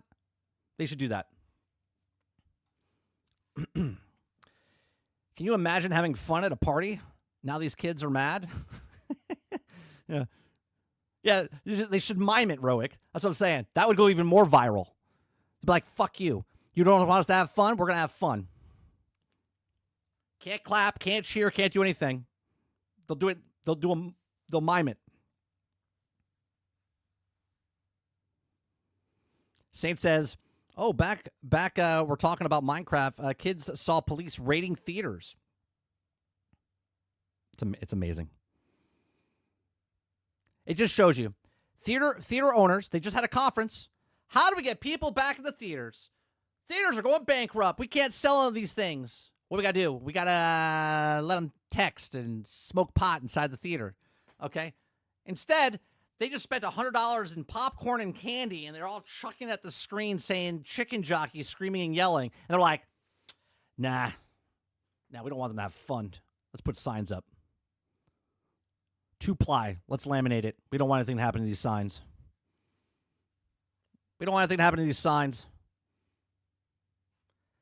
I'll turn. I'm telling you. When I I don't know any movies that came out in the year 2014, 2015, 2016. You know why? Because I had a kid, and if I wanted to bring him to the theater, every time he started crying, one of us had to get up and leave the theater. Sometimes it was me. Sometimes it was my wife. It was a chick flick, and she was there for her. I would take the kid and walk out the theater, and I would be out in the lobby with my kid doing this. Okay? If it was a movie that I wanted to watch and he started crying, she would take him and go outside, and she'd be doing this outside with the kid. Okay, some of these parents, they just sit there like Iron Man it, right? They're just sitting there waiting. The kid's crying, screaming his head off, and they're like, "Nah, I paid money to see this theater. Fuck you, get up and out." So we stopped going to the theater until my kid was old enough to go to the theater and behave. Right now, that's a kid. Okay, now if you're going to an event and people are cheering, no one got ejected because Captain America was grabbing the hammer. No one got ejected. People were talking about it and going, "Oh, this is fantastic. Do you see what's happening in the theaters?" That movie made $2 billion. $2 billion. That's because adults were doing it.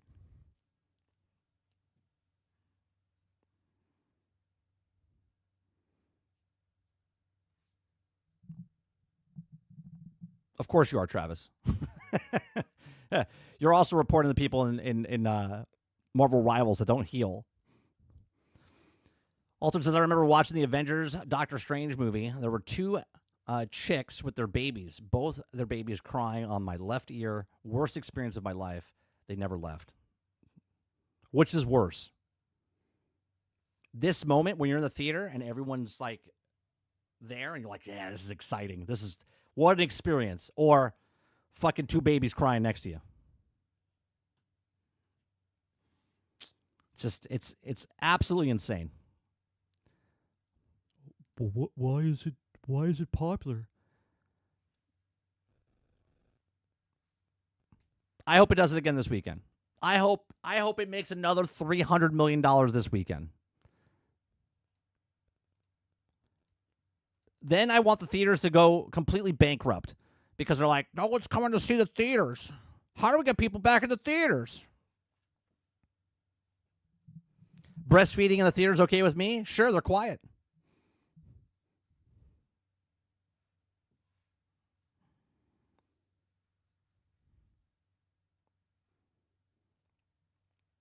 I'm going to go see it and be loud. Yeah, do it. Why not? Loud as shy. Oh, loud as shit is what you meant to say. Yeah. See if you get ejected. See if you get injected. You already saw it, didn't you, Nate? Didn't you already see the movie? Or you didn't see it? Oh, it was Dolphin who saw it. Dolphin saw it.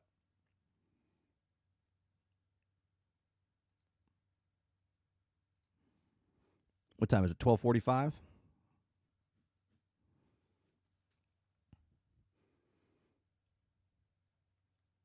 Yeah, it's a terrible movie. Very entertaining, though. And especially if you're in a crowd like that. If you're in a crowd like that's next level. We didn't have that. We had people cheering. But then again, it was 3:45. When Chicken Jockey came up, people were screaming, though. They're like, Chicken Jockey!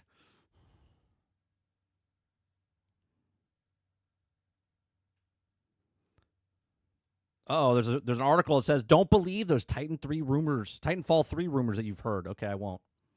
We'll put that in the stories for tomorrow. Tonight, over on 30 and Still Gaming, we're going to be playing some, I think we're playing some Borderlands 3. Is that correct, Sarge? You want to play Borderlands 3 tonight?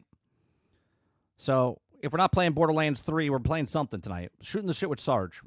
So, make sure you guys come out tonight, 30 and Still Gaming, our other channel, gaming channel. We're going to be playing some of that tonight. Playing something tonight.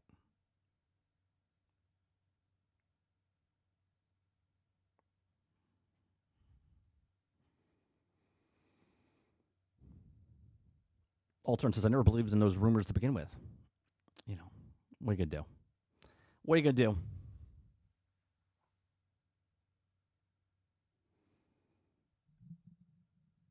I hope because of the Chicken Jockey meme that the Minecraft does more money than it did in the first weekend. Let it spread. Yeah. Wait, I want to know what they're going to do. If the whole theater does it, Are they ejecting everybody? Are they injecting everybody? Come on now. How would you know it? Right? If they're going to do it, everyone does it. They have to inject the entire theater.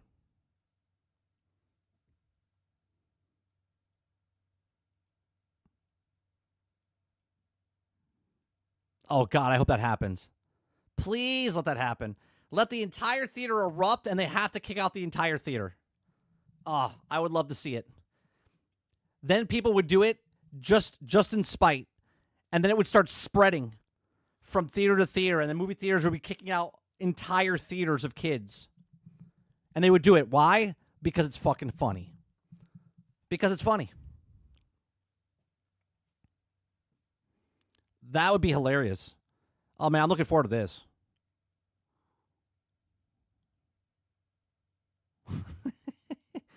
That would be hilarious.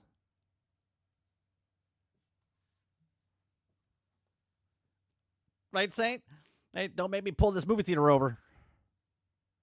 That would be hilarious. All right, chat. People are going to come in costume. You know, Halloween this year, everyone's going to be a chicken jockey. And Steve. Okay?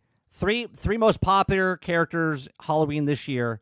Steve, Jason Momoa's character of the Garbage Man Garrison, and the chicken jockey. Okay? I'm calling it right now. Prediction right now. Steve, Garbage Man Garrison, and chicken jockey are going to be the three most popular Halloween costumes this year. And on that note, that's going to be it for us today. We'll be back tonight, like I said, for the 30 and Still Gaming. We'll be back tomorrow for the Daily Grind. I appreciate it very much. If you guys like what I do here, hit that like button, hit that subscribe button. If you'd like to go above and beyond that, become a member as little as $5. Appreciate it very much, and I'll see you guys on the next one. Peace.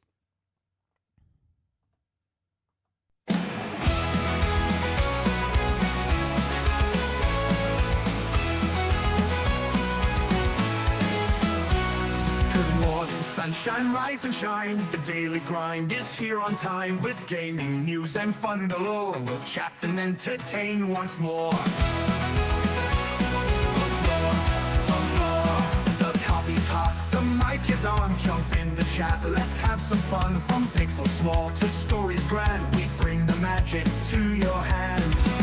Infinity, tune in daily, don't you miss entertainment wrapped in bliss. From new releases, tips and tricks, the Daily Grind, your morning fix. Controller ready, headset too, we've got the updates just for you. From late night streams to morning plays, we cover gaming always. Controller ready, headset too, we've got the updates just for you. From late night streams to morning plays, we cover gaming always. Laughs and news, our winning blend, the show with you, our dearest friend. Comments rolling, chats alive, the Daily Grind, 5-star vibe. Tune in daily, don't you miss entertainment wrapped in bliss. From new releases, tips and tricks, the Daily Grind, your morning fix.